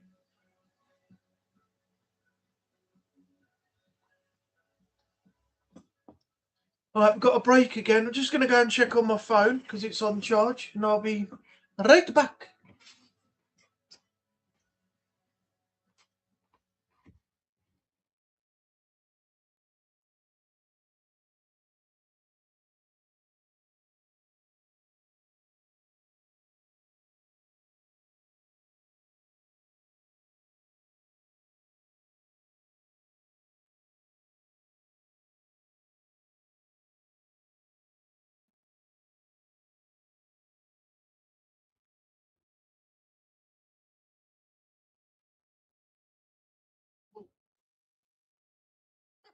Nearly fell over. I nearly fell over.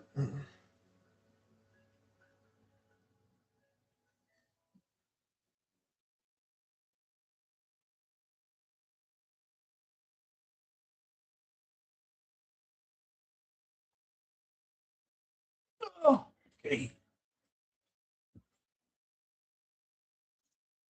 1 minute before it comes back.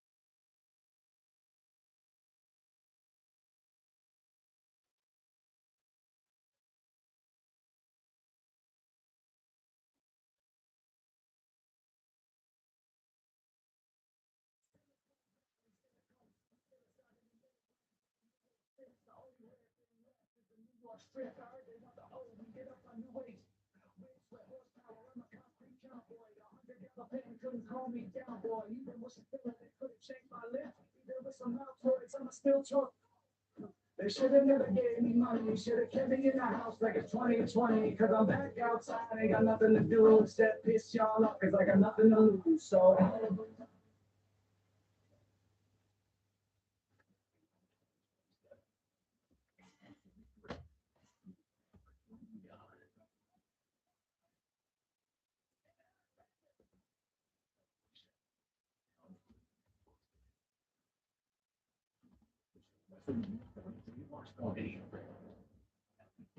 You're Emma Jane. When you started WrestleMania ends, the action continues. Live and in person. With to the bloody victory glory. And next week's stand and deliver. And last, the fan experience is to be announced. Your WrestleMania experience comes to life. Register now to be the first to receive ticket information.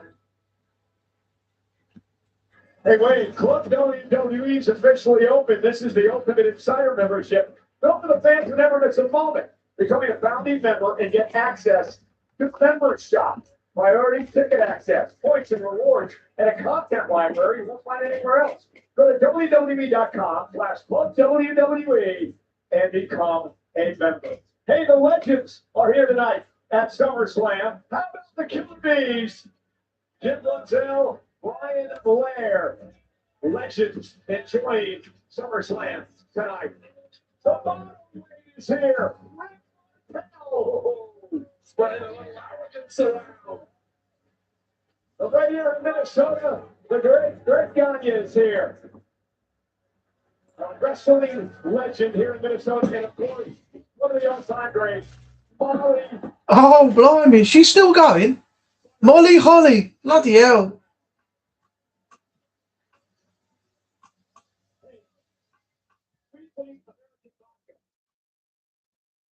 No idea who that guy is. Shane Trisco, Master Sergeant. Yeah, never heard of the guy. They focus on so many people and you ain't got a clue who the fuck they are. This moment, Chad Gable in his hometown looking to win a title for Penta.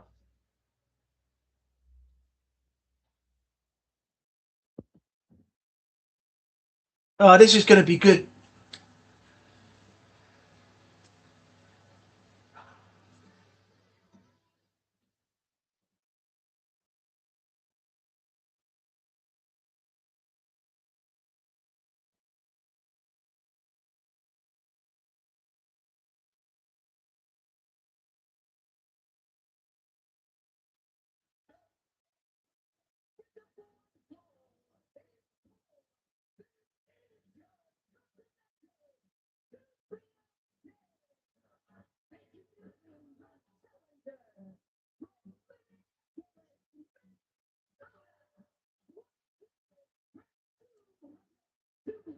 Stick for attempt at winning the Intercontinental Championship.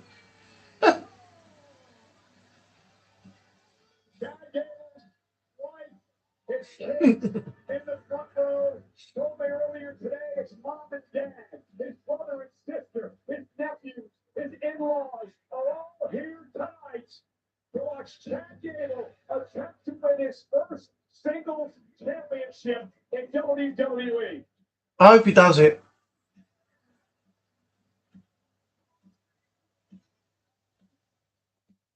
He's got his family there, wife, kids, brother, sister, in-laws. It'd be great to see him do it tonight. His first ever singles championship, if he can beat Penta for the Intercontinental title tonight.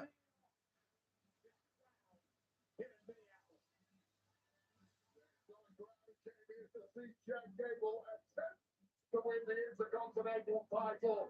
They came to see him win the Intercontinental title. The state of Minnesota represented on his boots the colors of the NFL's Minnesota Vikings on his tights and knee pads.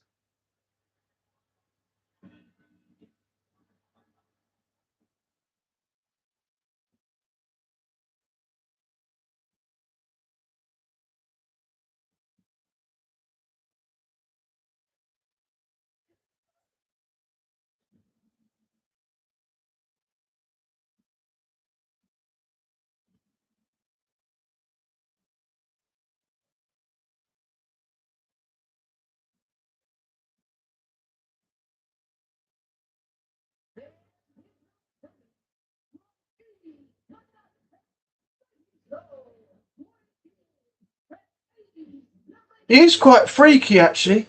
It's quite scary for children, actually, looking at Penta.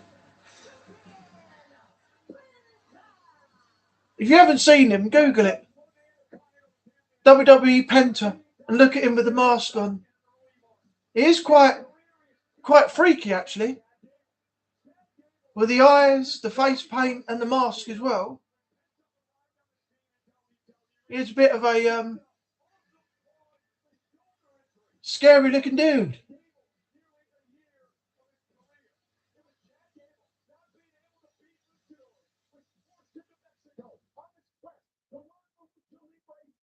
Which led him down into this downward spiral that all started over the fact that he couldn't win the Intercontinental Championship. Can Chad Gable rewrite this novel here tonight?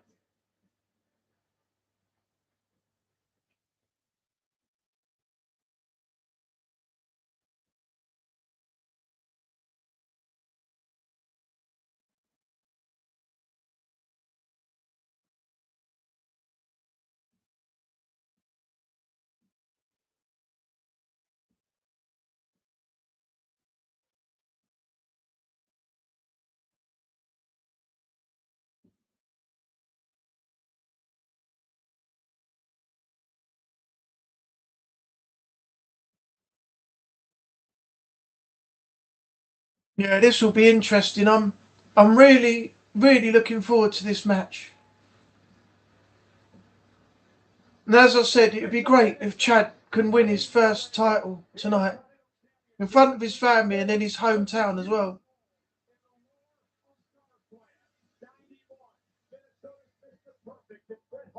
92, Bulldog and Hart in Wembley.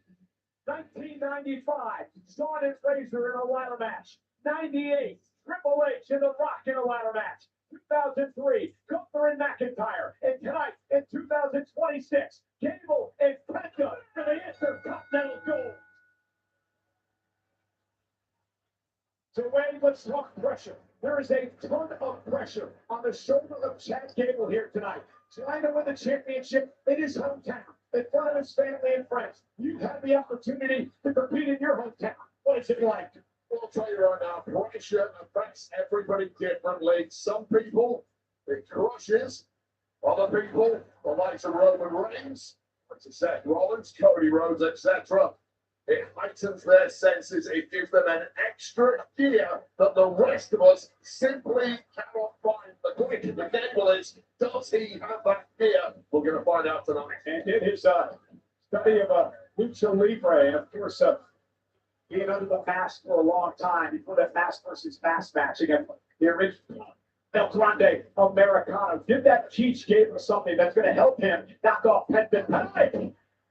Well, Chad Gable started out as a parody of a luchador, but learned a deep respect for the art of Lucha Libre and certainly picked up over those skills on the way. And some of those skills we're now seeing in the early goings. Yeah, and Chad Gable showing very little nerves in the early going, but that boot collapsed the jaw of Gable. No nerves. This is a guy he's up against in Penta who simply has no fear. The epitome of a fighting champion is taken on all comers, a beaten all comers. Gable rushing into a backbreaker by Penta. Cover now, under the leg, and a kick out by Gable. Take another look at this flush kick. Bang on the money from Penta. Not just a high flyer, about as well-rounded a fighter as they come. Well, let's go Gable chance, bringing to the stadium here tonight in Minnesota. Penta, Woo! in his first SummerSlam here tonight. Chad Gable in his third in his career. And Penta, now look at the Penta slide. Gable able to counter momentarily. Well, catches Penta. Oh, wow. Nice.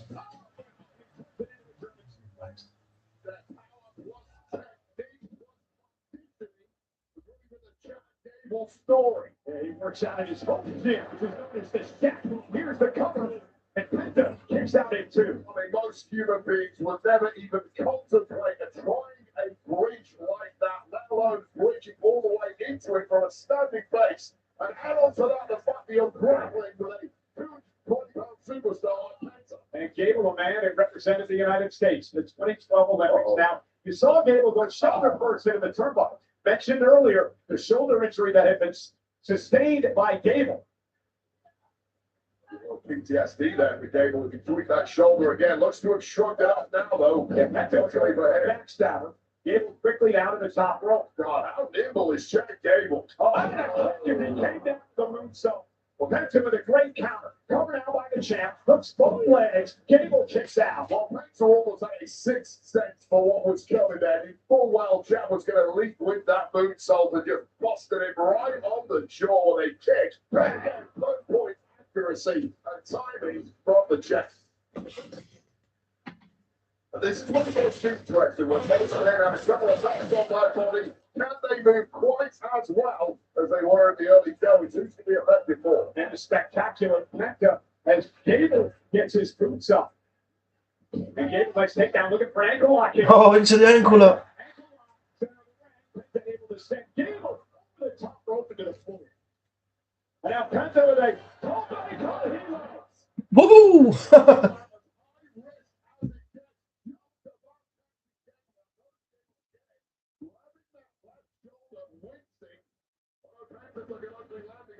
But clearly it did maximum damage to Shoulder and Chad Gable, that's now a concern. Penta lives and dies by high fist, as you see here. Again, champion's advantage. Gable has to defend or submit. Penta to win the title. The count of 4. Gable back into the ring. I mean, Gable was trying to hide that shoulder issue a few moments ago in the match. He can't hide it now and he's screaming in agony. And it's affecting Gable in a major way. Oh, what was that?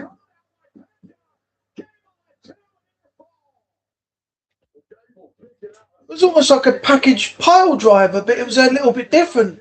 Like a muscle buster type thing at the same time.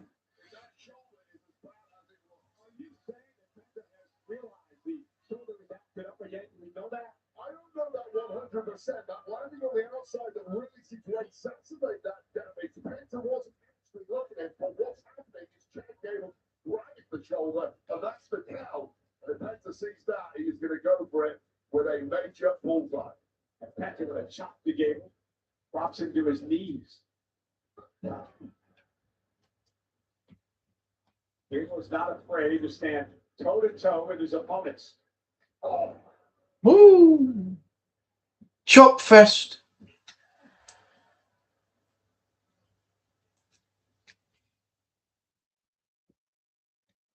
Oh!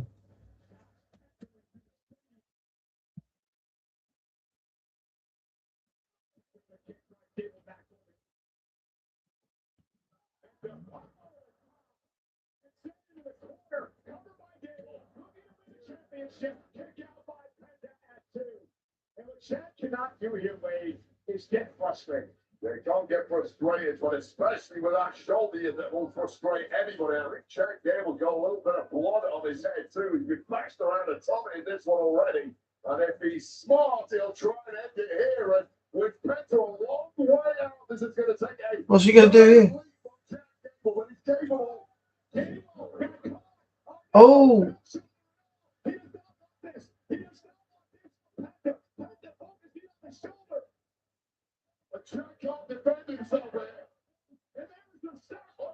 Oh!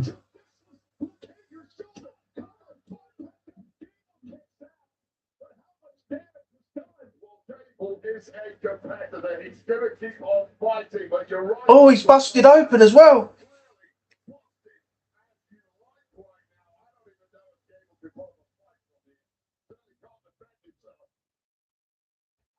I don't know how that happened, but he's got his head busted open.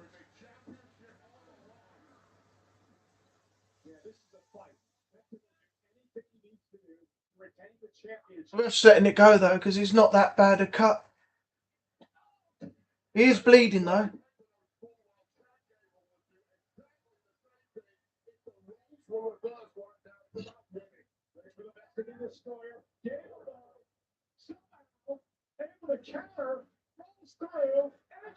Ankle lock again. Yeah, Penta got out of it again for the second time.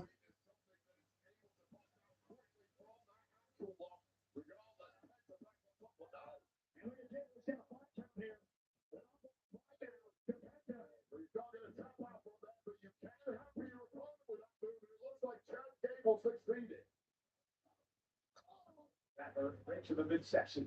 Yeah, this one's breaking down in a big way now. Both men making minor mistakes that are getting Oh. Suplex on the side. Oh. The hardest part of the ring. Suplex on the apron.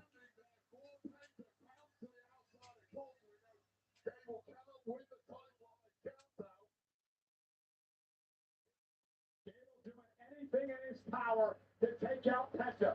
Gonna go high risk. Or moonsault from the outside. Woo!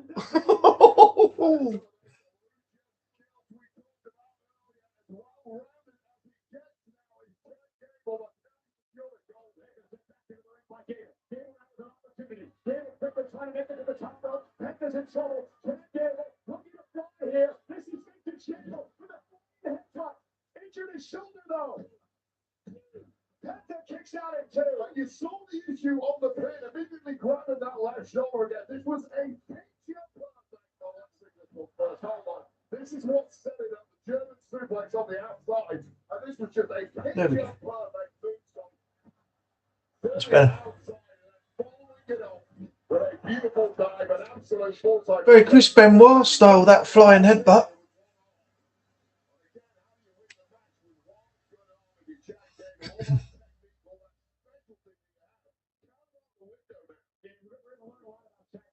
He just can't use the left arm wave.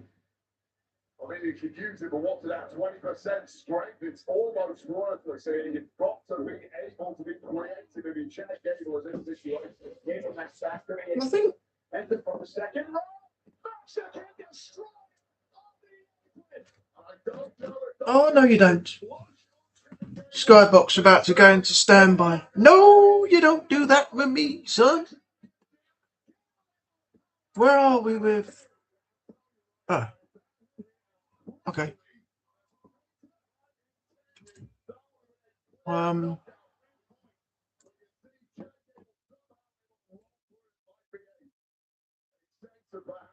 exhausted in Penta, but it was damn close, and he's not going to make that mistake twice. And just mentally trying to make it to his feet in the center of the ring. Penta. Oh, we're on the main event. We're on the main event after this, by the looks of it.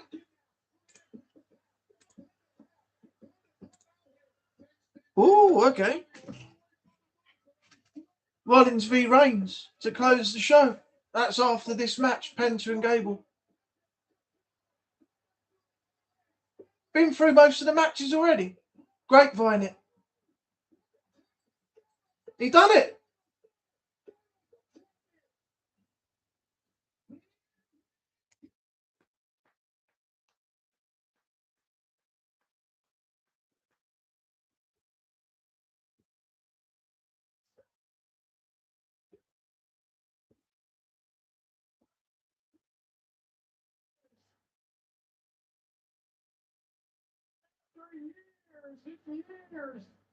Years of business.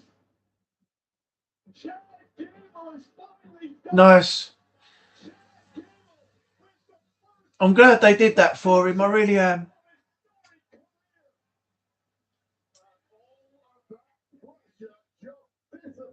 I'm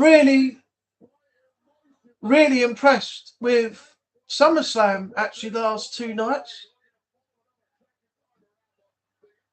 It's been really good. Much better than some of the other pay-per-views or PLEs, whatever they're called now.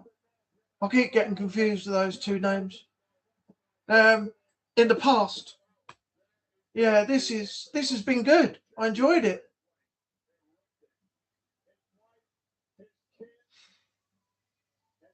Emotion pouring out of this man, Chad Gable. And Wade, for those of us who have been along for this decade ride of Chad Gable,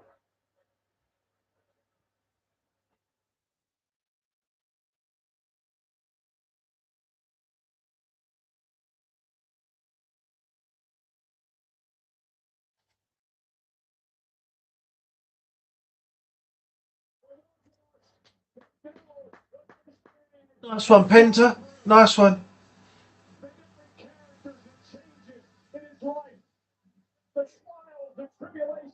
Great show of respect.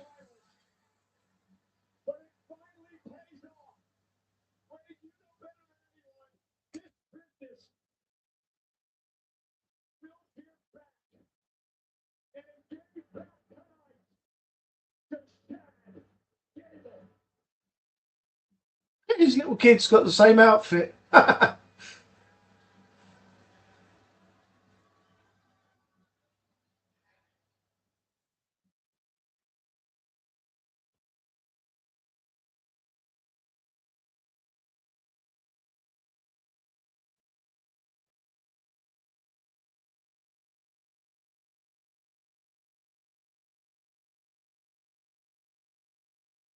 Yeah, it's been really good so far. I can't complain about anything that I've watched, except for that annoying little Yachty, who shouldn't even be there in the first place.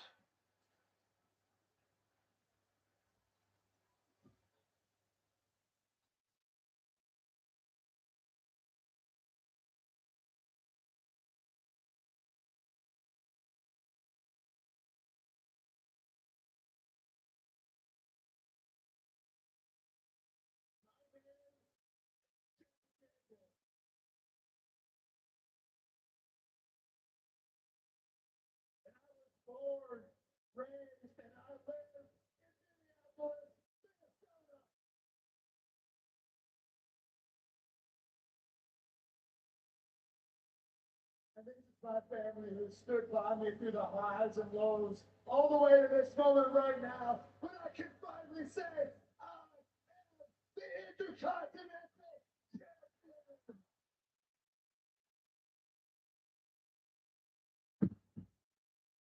How can you not love this?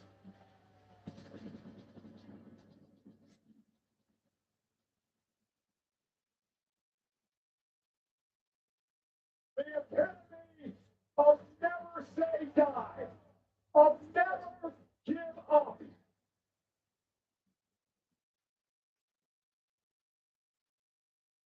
What the heck is that?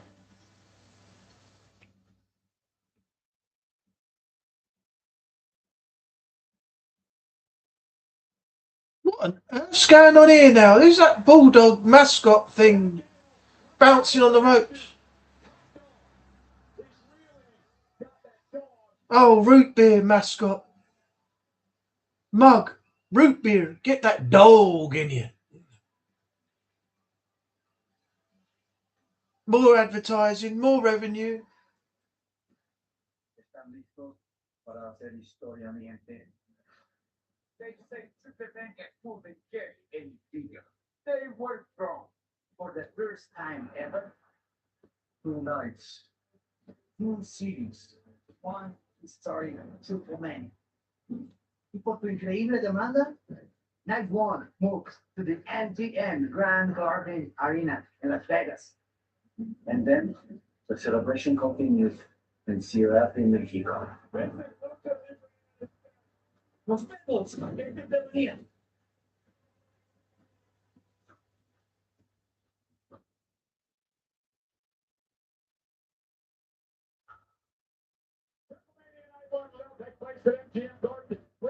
Arena in Las Vegas. Pre-sale starts tomorrow. 10 a.m. Pacific. Tickets go on sale to the general public this Tuesday. 10 a.m. Pacific via Access.com. Triple Mania 34.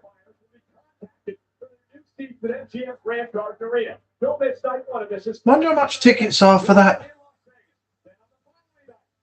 Considering Raw and SmackDown shows now are absolutely extortionate.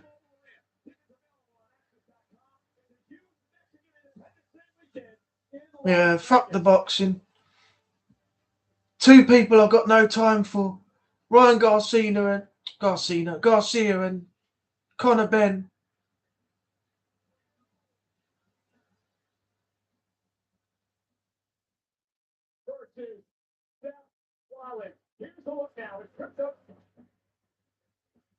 Oh, your mic's gone again.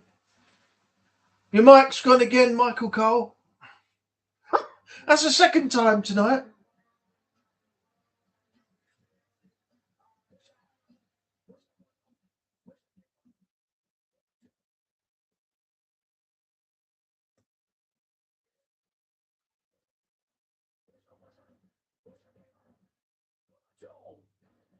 Right, back in a sec.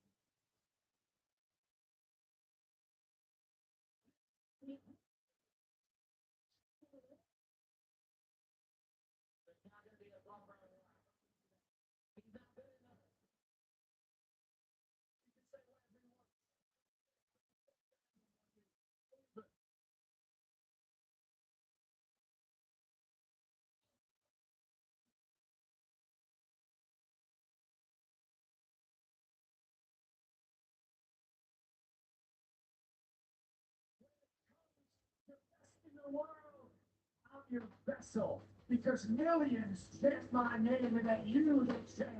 You can't wrestle. Middle of his crop. I got a genuine message from Phil.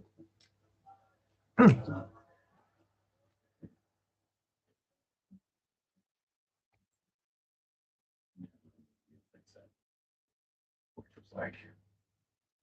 Awesome. I had to do that to kind of center him and bring him into the moment.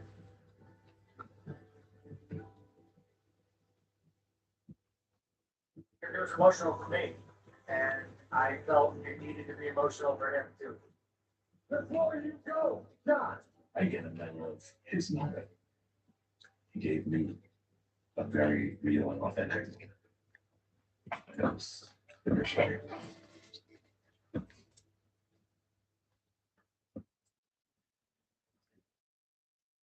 The realistic stuff on a show called Unreal, that makes a lot of sense. That should be on a separate documentary, like John Cena's career and the highlights, what he's done over the years, not on the Unreal Season 3 show, because that's just a silly place to do that.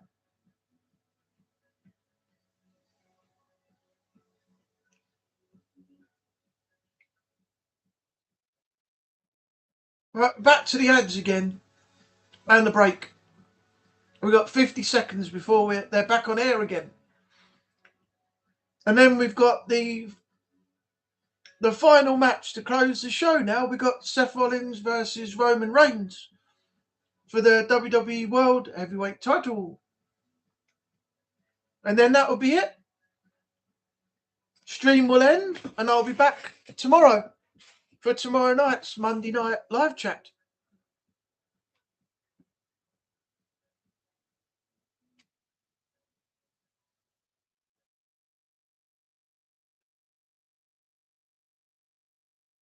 In fact, I'm going to have to set the stream up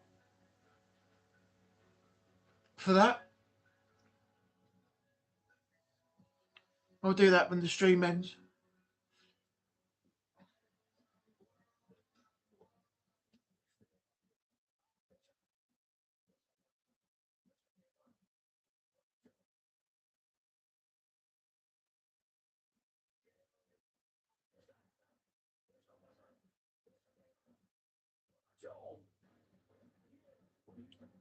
Yeah. I'll set that up when I've finished this stream.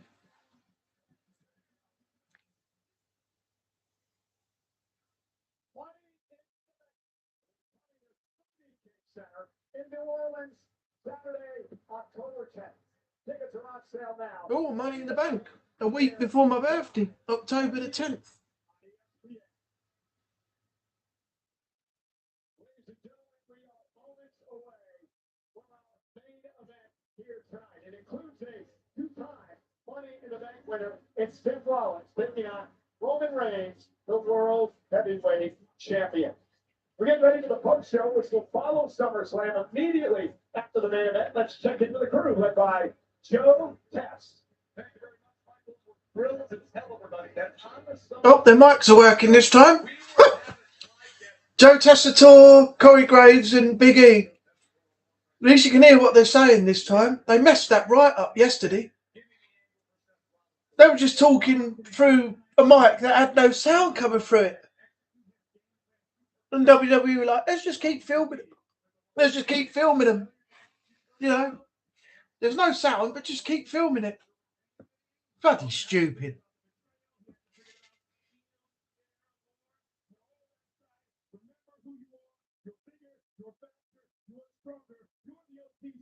Remember who you are.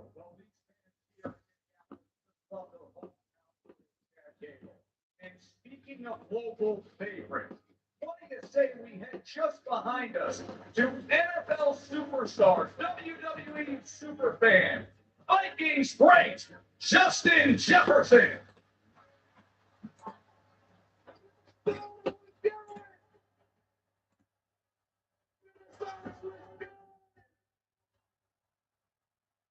Oh, no, y'all not loud enough for me. Y'all not loud enough. What's good?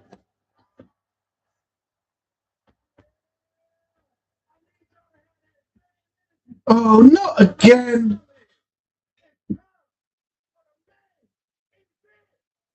Why have we got this bloody clown? They're coming out again. Yeah, we don't know who you are. You're just out there shutting your mouth off. Clear off.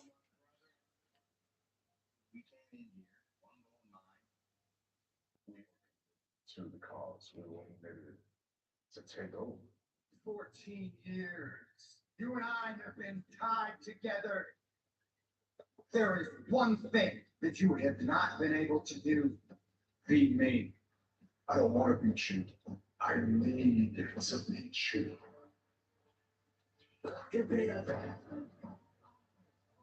You, WrestleMania 31, I cashed in on your ass and sent your whole family home in tears.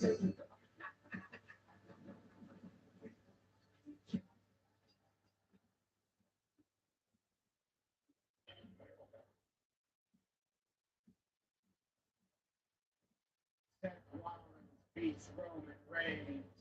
Every single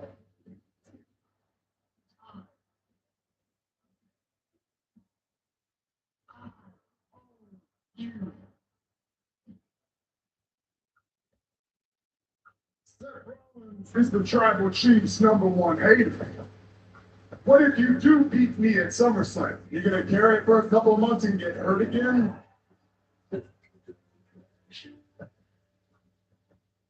Some people just can't handle the pressure and the burden of being the top guy around here.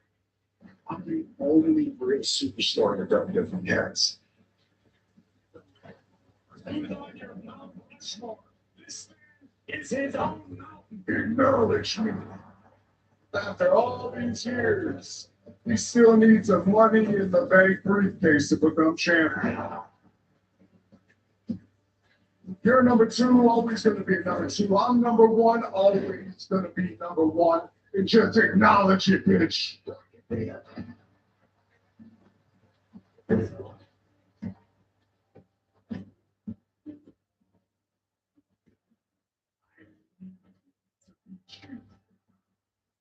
Brother, I will always love you.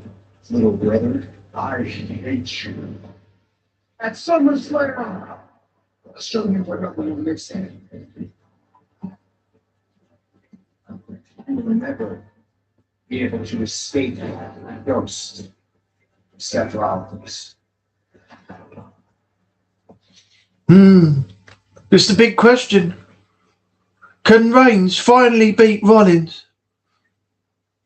Rollins has always come out on top, and Roman has never beaten him. This is like the Triple H Batista saga. They started that off with the one thing you haven't done ever is beaten me, and that was Batista saying that to Triple H.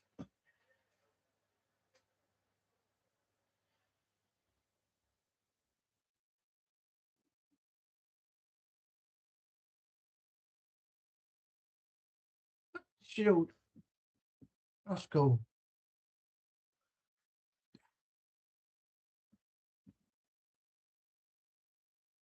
Little nod to the Shield on Rollins' entrance there. That's pretty cool.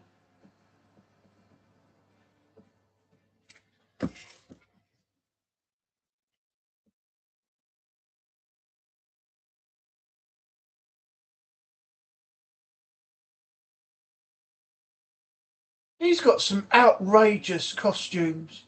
He really has. There's an interesting story about the gear that Seth Rollins is wearing tonight. He said the white and these colors indicate that he believes his redemption arc is complete tonight.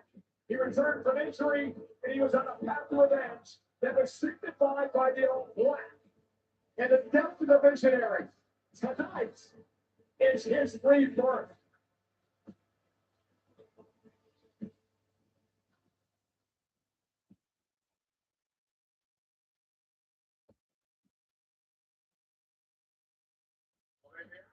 Is one thing, Michael Cole, but also subtle Shield references to me are far more important. That is a vivid, visceral signal to the man he's competing against tonight. Basically, kick.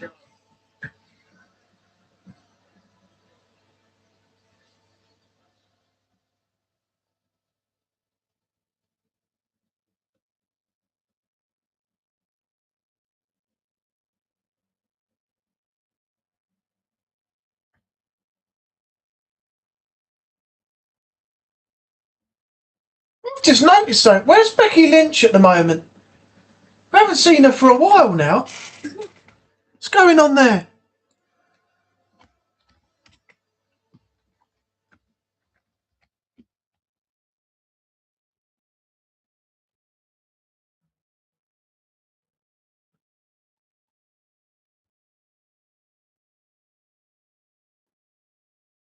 Oh, taking an extended break.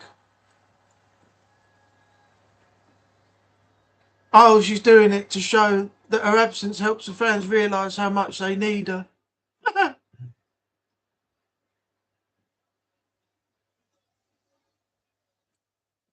haven't been gone that long, only since June. For a couple of months. Yeah. Spartan Geek.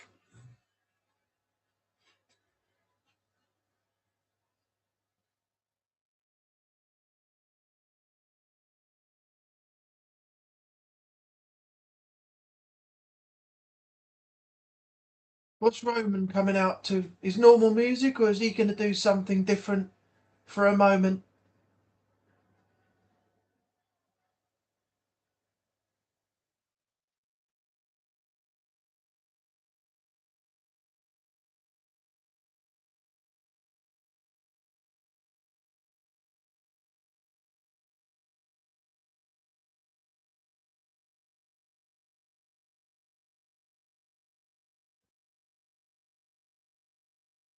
No, it's normal music, okay.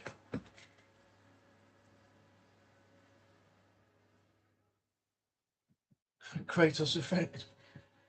I was watching World's Strongest Man earlier. Have you heard of the Renee, have you heard of the Kratos deadlift? It's 400 kilograms and a flexible rod. Now apparently it's a nightmare to try and lift. Yeah, but it's called the Kratos deadlift.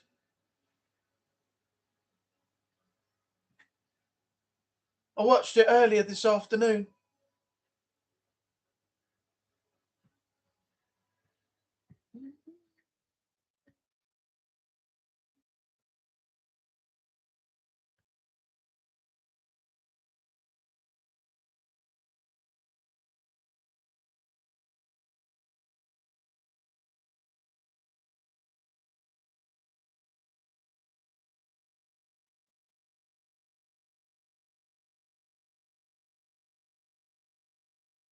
It is interesting that the infamous steel chair delivered to Roman Reigns 12 years ago that would dissolve one of the great groups in WWE history known as the Shield would actually lead to the birth of two of the greatest singles competitors of the last decade in WWE.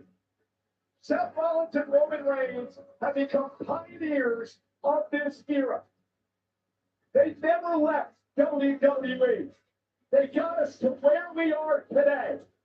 And now, once and for all tonight, they both want to shed the obsession that they have had with each other for the past 12 years.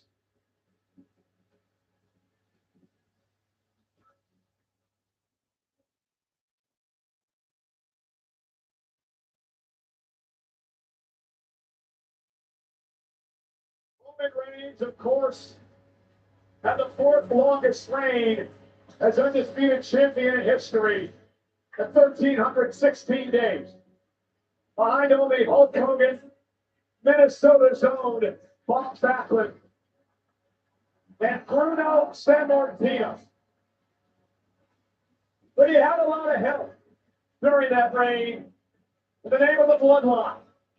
Where Roman Reigns wants this reign to be different. He wants to do everything on his own. And so far, starting at WrestleMania, when he beat CM Punk for the title, he has done just that. Okay, you can want to do something a certain way, but if the way you want to do it is failing, The temptation is to fall back on old habits, and we'll see how it goes tonight.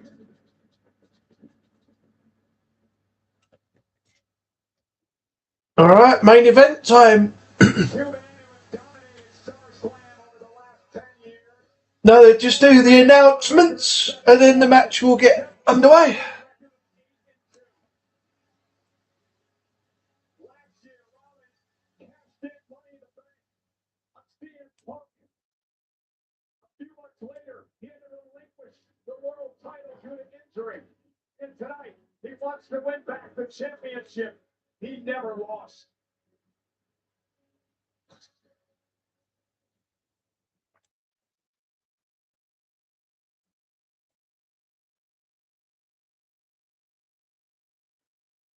Let's head up to our ring announcer, the great Alicia Taylor.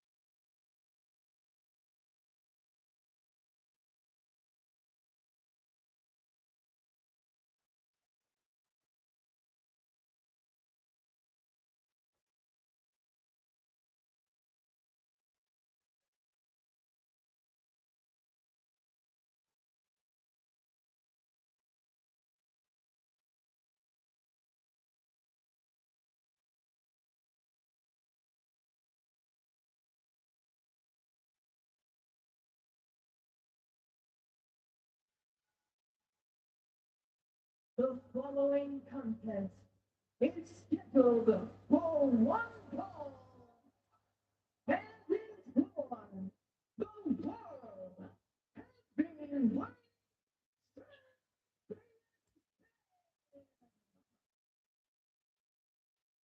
introducing first the challenger from Danhausen, Iowa.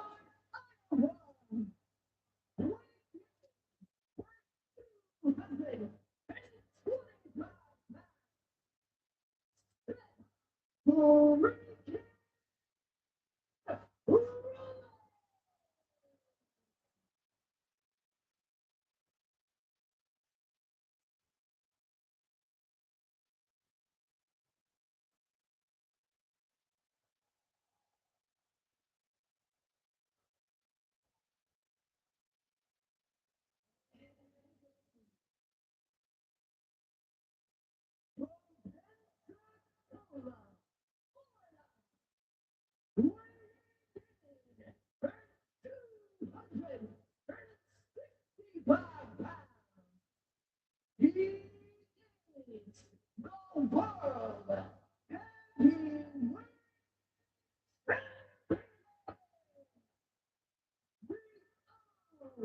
heavyweight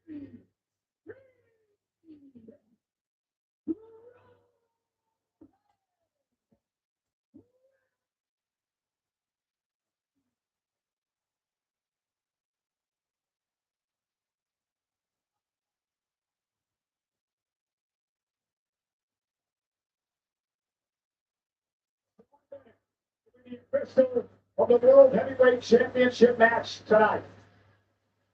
Roman Reigns told me this week that this is about him proving to the world that he's moved on, that he's matured, that he's put the shield in his rearview mirror. In many ways, Seth Rollins needs to close this chapter and end his obsession with Roman Reigns as well. Yeah, to be called words from both men. Put them aside. All those feelings of resentment, bitterness, brotherhood, betrayal, they're all coming flooding back the second this bell rings. And we are underway for the World Heavyweight Championship.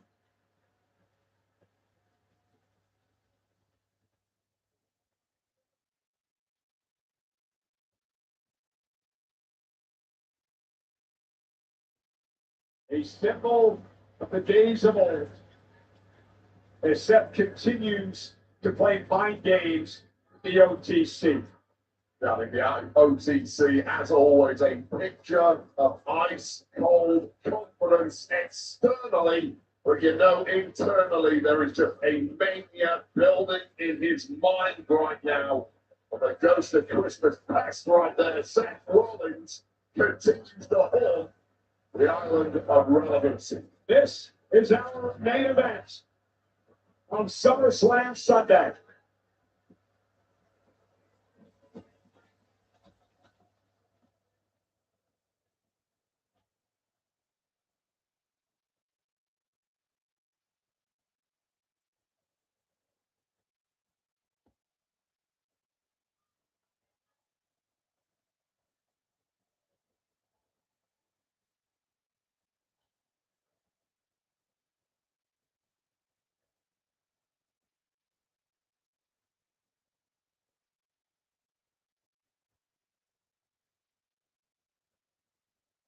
Talking is over. It's time to fight for the world title. Big fight feel here tonight at US Bank Stadium in Minnesota as Roman Reigns looks to outpower Rollins early on. 1, 2, 3. There's always going to be Roman Reigns' advantage here. How does Roman keep his championship tonight? He has to keep the roughness of the selfish that you roast this in his head. He has to block it out as best he can. If he gets emotional, if he gets raggedy in there, I promise you, Seth Rollins is going to exploit that crack and turn it into a major chasm. Seth Rollins tagged him back. Roman put Seth in the corner and pushed him. Now Seth's done it back to Roman. Because Roman Reigns let his emotions get the best of him at WrestleMania when Seth Rollins came to the ring and allowed Cody Rhodes to win the title. Roman Reigns has never forgotten that night. So if you're Rollins, how do you beat Reigns to win a 7th world title tonight? You make Reigns go on through. But everyone's aware that physically speaking, very few can match the all-round abilities of Roman Reigns. Although let's face it, Seth Rollins gets a hell of a lot closer than most. What you have to do is throw Roman off his game and stop moments like this.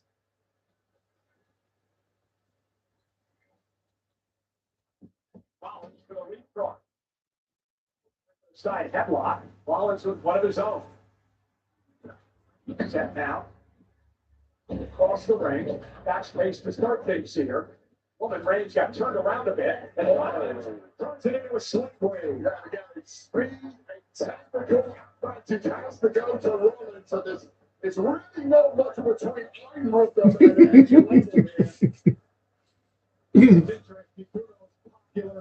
He's getting Roman all kind of worked up.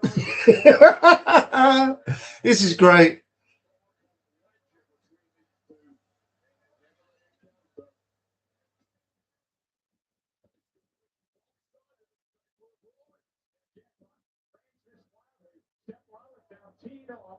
Champion Roman Reigns. Well, Seth is just painting Roman in at this point. He's inside the head of Roman and again, pure power. When he got but again. Well, he's been inside the head of Roman most of Roman's career. Every big match they've had, Seth Rollins wins. Oh.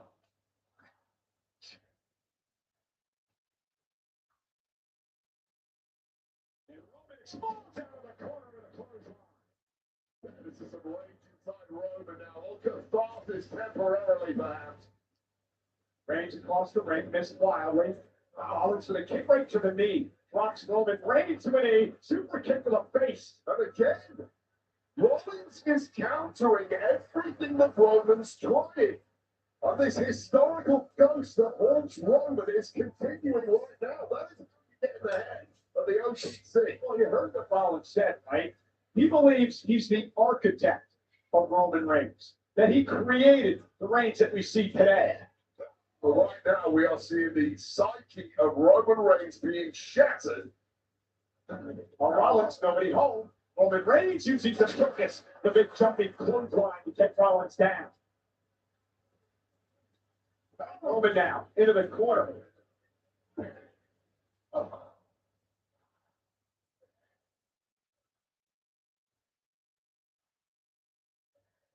Roman's turn to punish Rollins.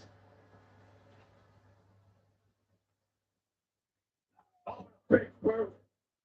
Yeah, this is a sustained moment of authority for Roman in this match for the first time. So they learned something back the way of Seth freaking Rollins. And Roman's starting to settle in a bit now. You can feel it. Locked and loaded.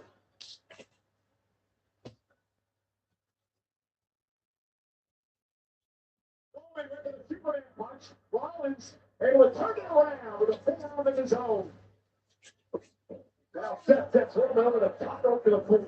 And these counters are Seth telling Roman, I know you better than you know yourself. Get some moisturiser. Skin's getting dry.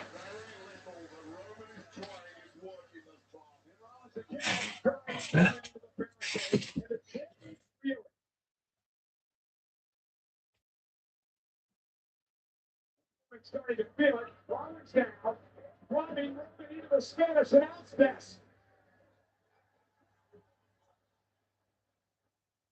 Wade Seth had an answer for everything. Listen, Cole, you've been ringside for the entirety of Roman Reigns' career. He does not have off nights. He No. does not have kryptonite. Table's going to get cleared. Great way to describe it, because that is what Rollins has been to Roman Reigns throughout his career. He's the only one. Rollins now clearing the Spanish announce desk. It's always the Spanish announce table. They never do anything with the American one, but they always go through the Spanish one, or whoever's sitting at the table that's not American.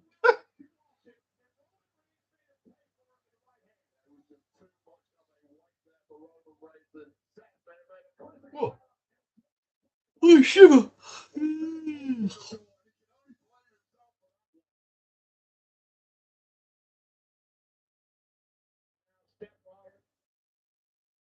About another 20 minutes, I think, then that'll be it. Because we're on the final match now, so.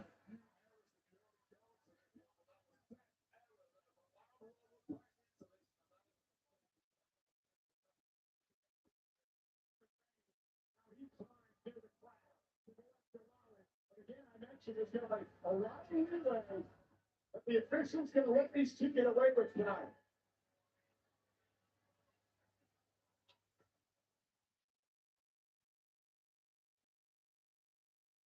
So much on the line in this matchup. Not just the championship, but the respect. I mean, for both men at this point, strategy clearly out the window. This is just turned into a violent brawl here. Possibly both guys keeping their eyes on what is really at stake, which is the World Heavyweight Championship. The absolute disdain that these two have for one another. Oh, getting tired now. This era. We talked about it earlier. Crucial, but in control your faculties, control of where you're trying to head in this one.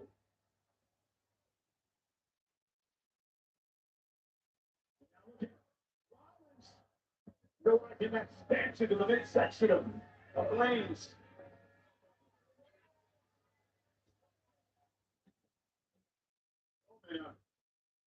Breathing heavily. Referee really giving a ton of leeway as you mentioned, Colin. Rightly so. Nobody wants this thing thrown out. I'd say let him fight. That's what the Oh. and it's two bucks onto the steel. And I'll tell you right now, just bolts of lightning shooting up the spine of Seth Rollins, detonating right at the top, straight into his brain. And that is devastating for Rollins. That was a good sell. He got his feet flat first, but made it look like it was worse than it was.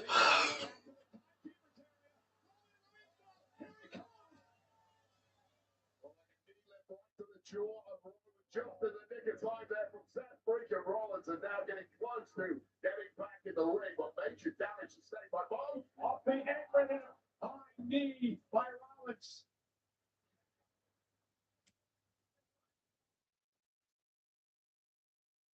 Both men looking right at this stage, but we know they can ratchet through the gears. We've seen it time and again. And Seth Rollins looks like he's got some major plans here. Roman's just trying to stand up, trying to use the barricade to balance. Going to the battle for survival, and Seth Rollins has bloodlust in his eyes. Now mocking Reigns. Rollins with a full steam.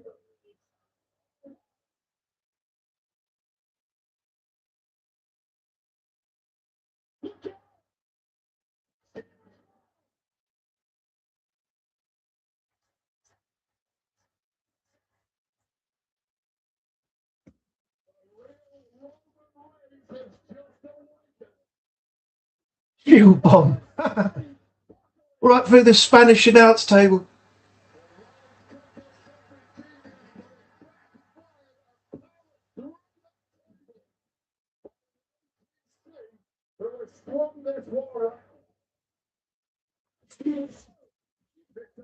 Advises Roman Reigns to break the count. The champion back into the ring momentarily.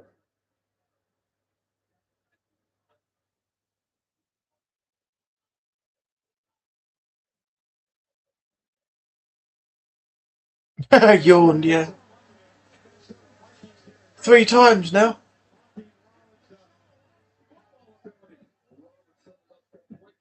We've seen this from him in the past, from the dead. With that intent in mind,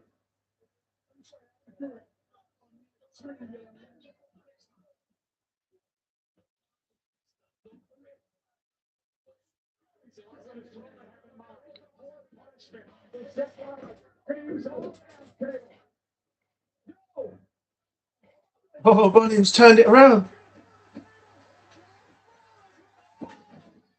Ah, he's gone through the other table.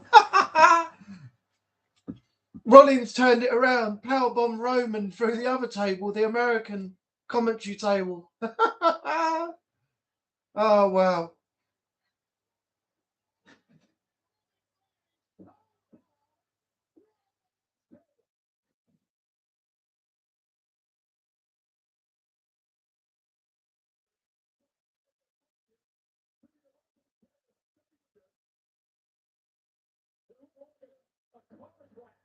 enjoying themselves, but these competitors clearly not. And now, crucially, a counter starting, and both men may be completely toasted. And his only favors Roman. A count out would keep the title around the waist of Roman Reigns. Seth Rollins has to get Reigns back in the ring, or at least break the count. But even you know, Roman Reigns doesn't want it ended like this. Roman Reigns wants a definitive victory. Although it goes to this past Seth Rollins, he might not get it. The official at 7. The officials at 7. Reigns and Rollins trying to come through. Trying to accommodate now. Rollins is close. Reigns a million miles off. A count of 9. Rollins beats the count. Reigns beats the count. Stop Rollins.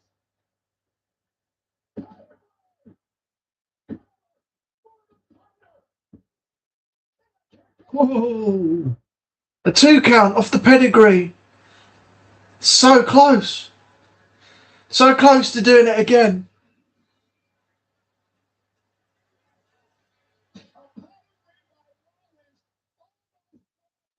Yeah, the yawn counter.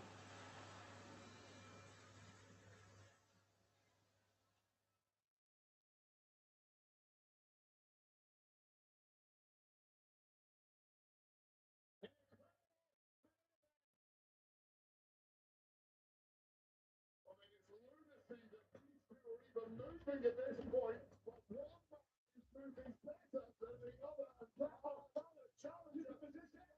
Rollins is in position.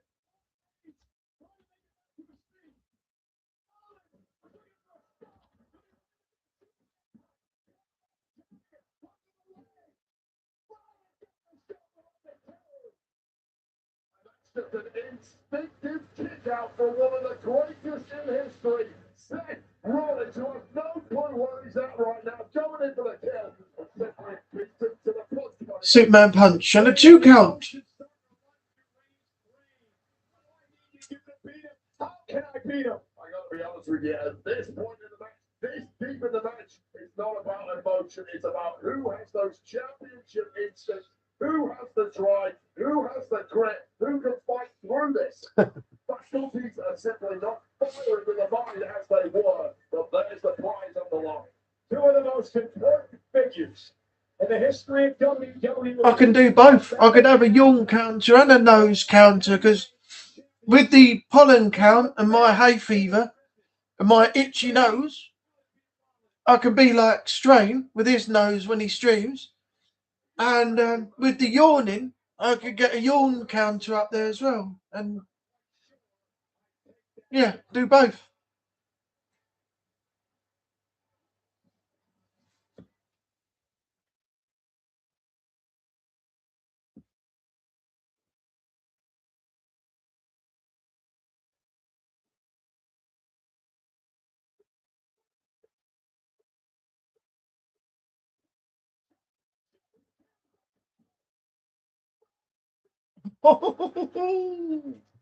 The stomp now and the 2 count. Rollins was so close again.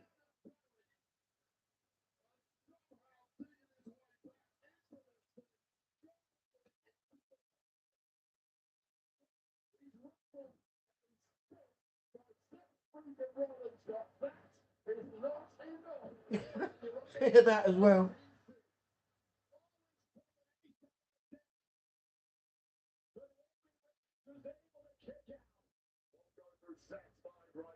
Roman said this week, you'll never be A1, you'll always be in my shadow, you'll always be one level below me. And that eats at Seth Rollins. Seth wants to shove those words down the throat of Roman Reigns, and it might be about to do just that. Rollins lifting Roman up on his shoulders. An insane level of power this gives you to a matchup when you've been bruised, battered, and blooded. Yeah, two of the most well-conditioned men in WWE today. We talked about it earlier in the show, those championship years when the spotlight is the brightest. You have this yes or no. These two have both proved it. Top rope suplex? No, it's on the middle rope. Oh no, it has gone to the top. Could be a superplex.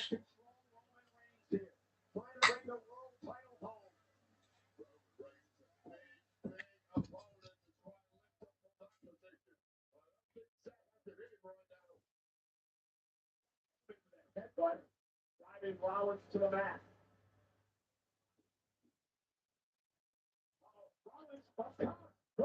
He hooks Roman. What's he going to do this into the Falcon Arrow? Yep, roll through, up into the Falcon Arrow. No, Roman counted it. He's in the guillotine choke now.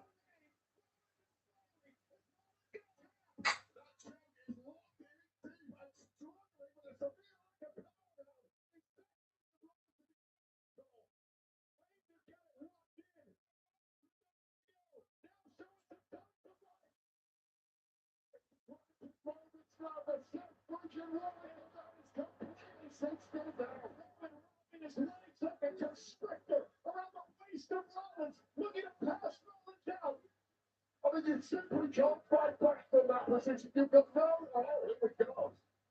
Seth Rollins, though, still in this. It's sadly to get to the ropes. It's his only hope. Rollins said, not yet. Not yet. I've got fight. I've still got fight. Oh my God, talking about willpower. Talking about willpower. Seth Rollins trying to fight back to the vertical base. Oh, this is completely insane. That is not a cruiserweight he's picking up there. That's one of the biggest on the roster. And Rollins is able to slip his arm around the face of Roman. Waiting on his feet from behind. Spare my legs. Oh, 2 count off the spear now.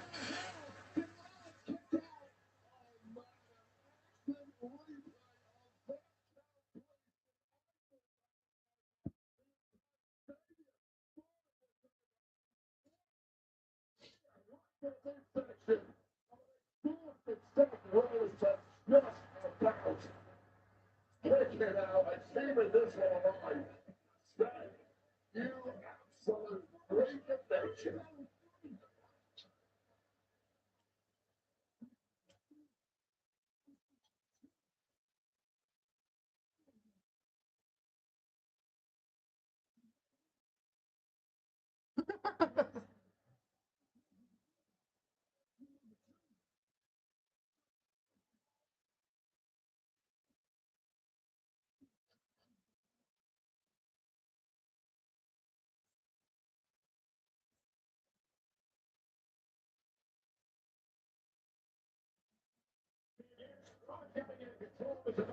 Doesn't want to go down that rabbit hole again. It's cost him way too many times against Rollins. It's about randomness. It's now incentive in the find of the OTC clarity.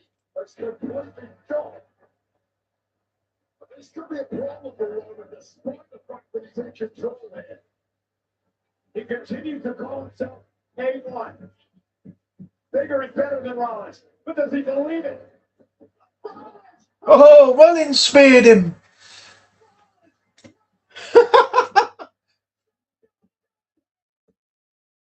Oh, 2 count again.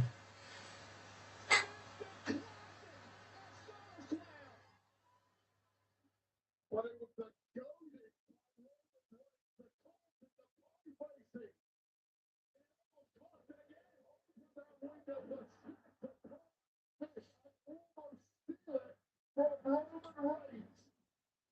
goaded the World Heavyweight Championship. You've got to see the reaction in the arena. This is the Vikings, the Minnesota Vikings team, loving what they're seeing.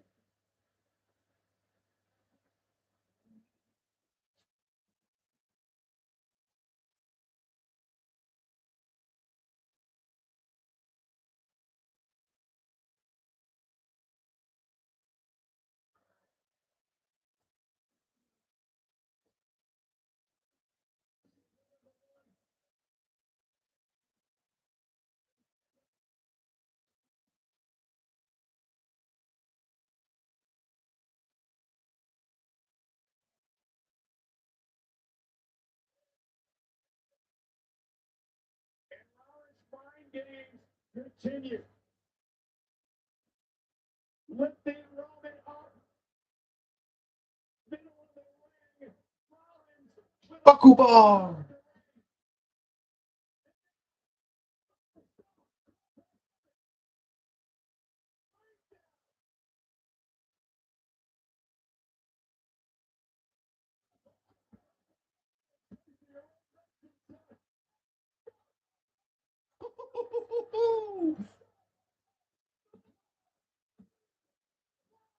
Wow.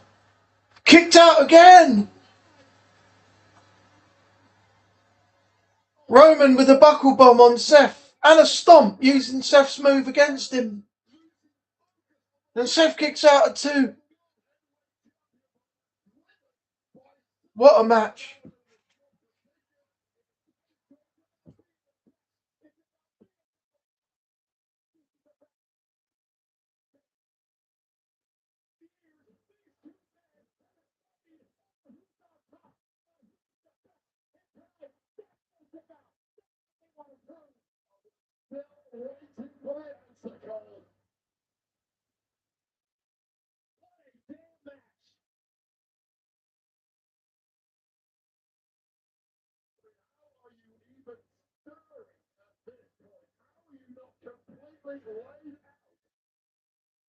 They must get re-energized.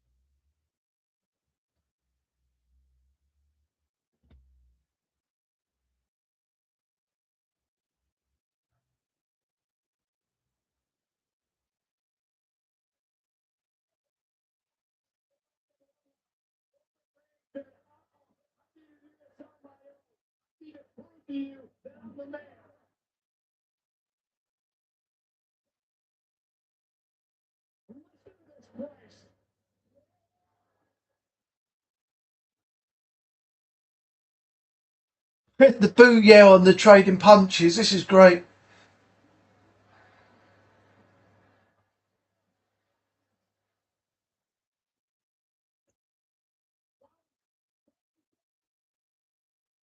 Oh, now the ref's gone down.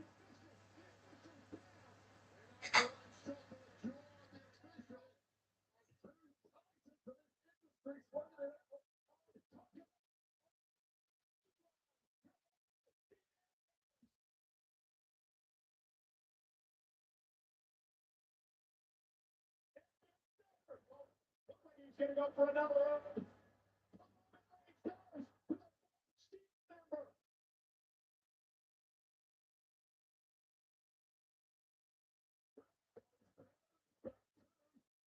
That'd be so good if Dean Ambrose came back, but I doubt it very much. He's tied to AEW at the moment, I think. Now Reigns speared the ref.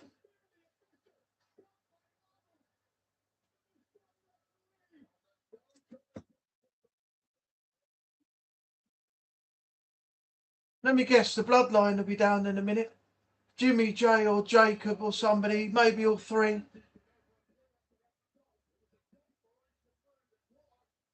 There's no referee at the moment. You can just see this happening.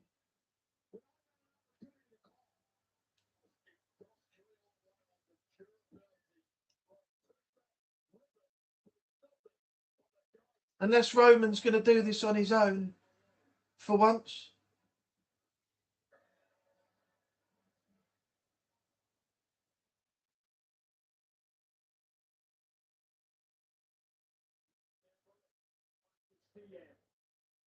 The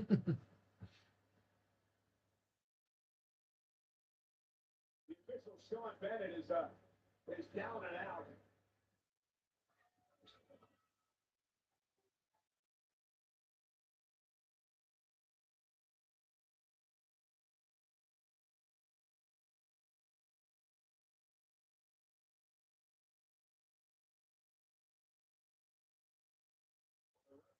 Down cold, normal rules suddenly don't. Rollins with a steel chair. The weapon that started this all 12 years ago. A blast from the past.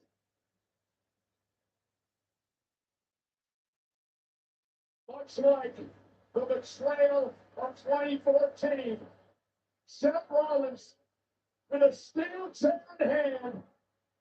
Roman Reigns oblivious. No, he's not. Step down. Seth just took way too long. Yeah, saw the suddenly switch. A hesitation by Rollins. What a moment of catharsis this could be for Roman Reigns. 12 years in the making.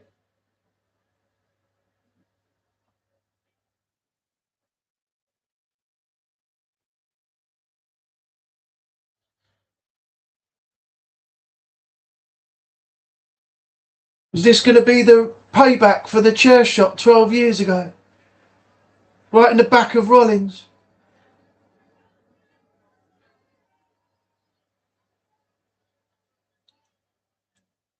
Is he going to do it or not? He's not.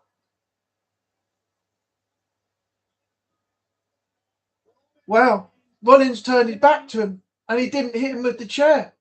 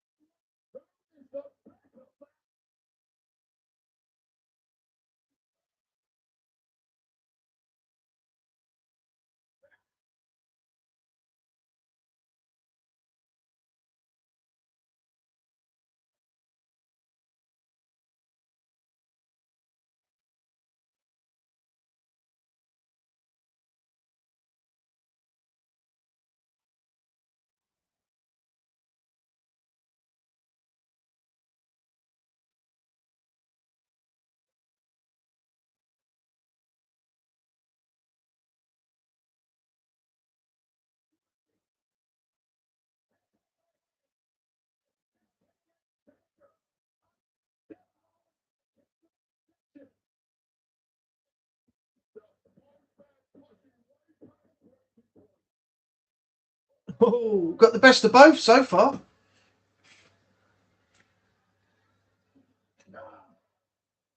Super kick. Superman punch.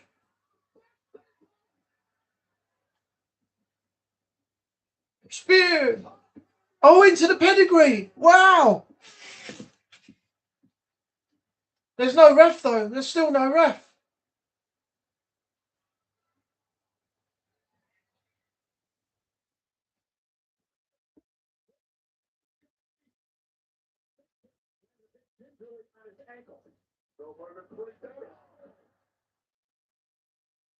Oh, he's going for the superstorm. Off the top.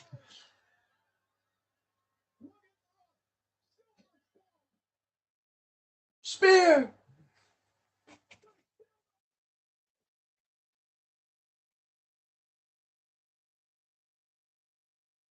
Second spear. Still no ref, though.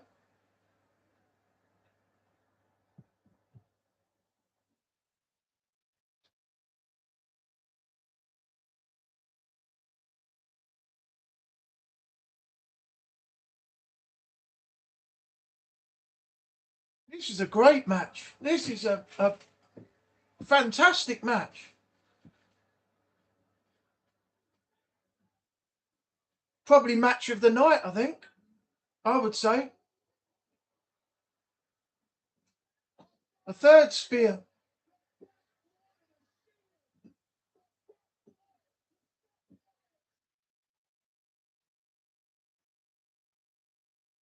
Roman wins.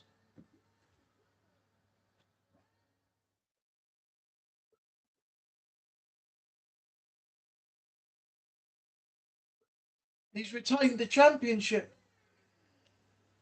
What a match, though. What a match.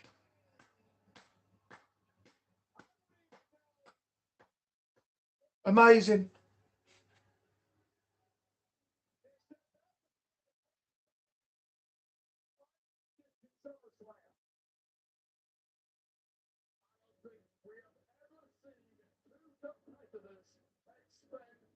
As much energy, as much violence, as much of their souls in pursuit of victory as we did in tonight's main event. And Roman Reigns had the option to go cheaply, to take a cheap path to victory. He said, no, I need to beat Seth the right way. I need to show the world that I am the better man.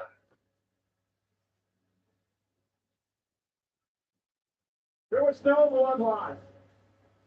It was straight up one-on-one. And Roman Reigns retains the championship. Well, that's good. Roman won it on his own. No help from outside. No bloodline. No Jimmy. No Jay. No Jacob. No one. He did it all on his own. And that's the way it should have been. It should have been all along.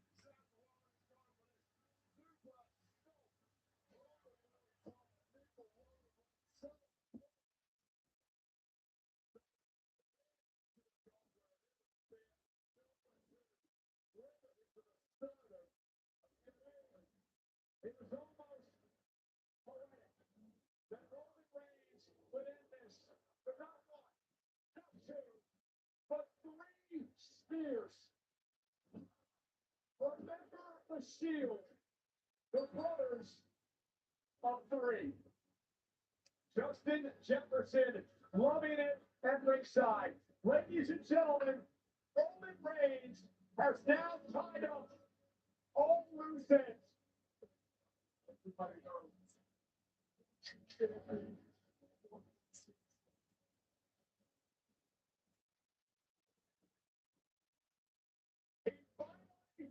rid of all the skeletons in his closet. He's still one down to Rollins, though. Still one down. The visionary.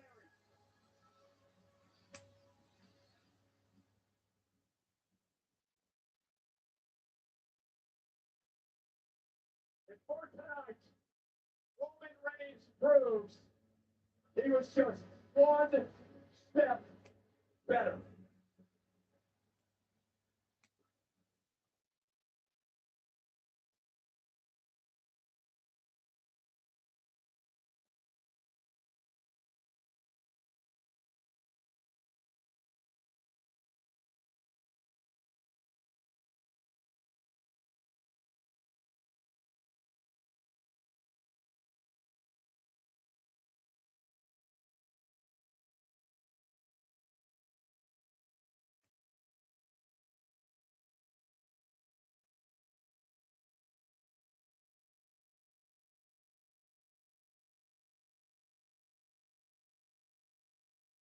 Go on, Roman. Go over there. Pick him up.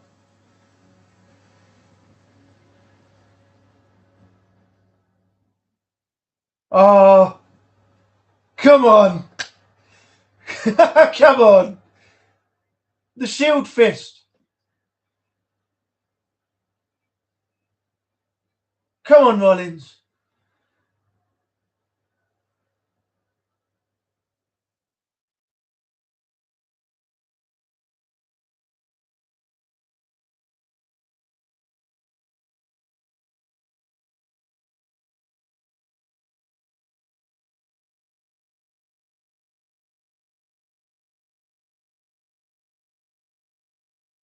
Yes.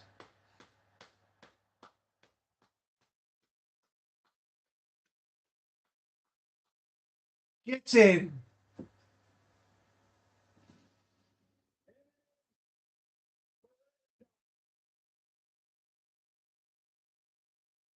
The final chapter.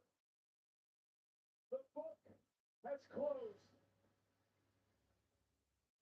Roman Reigns is still the world heavyweight champion.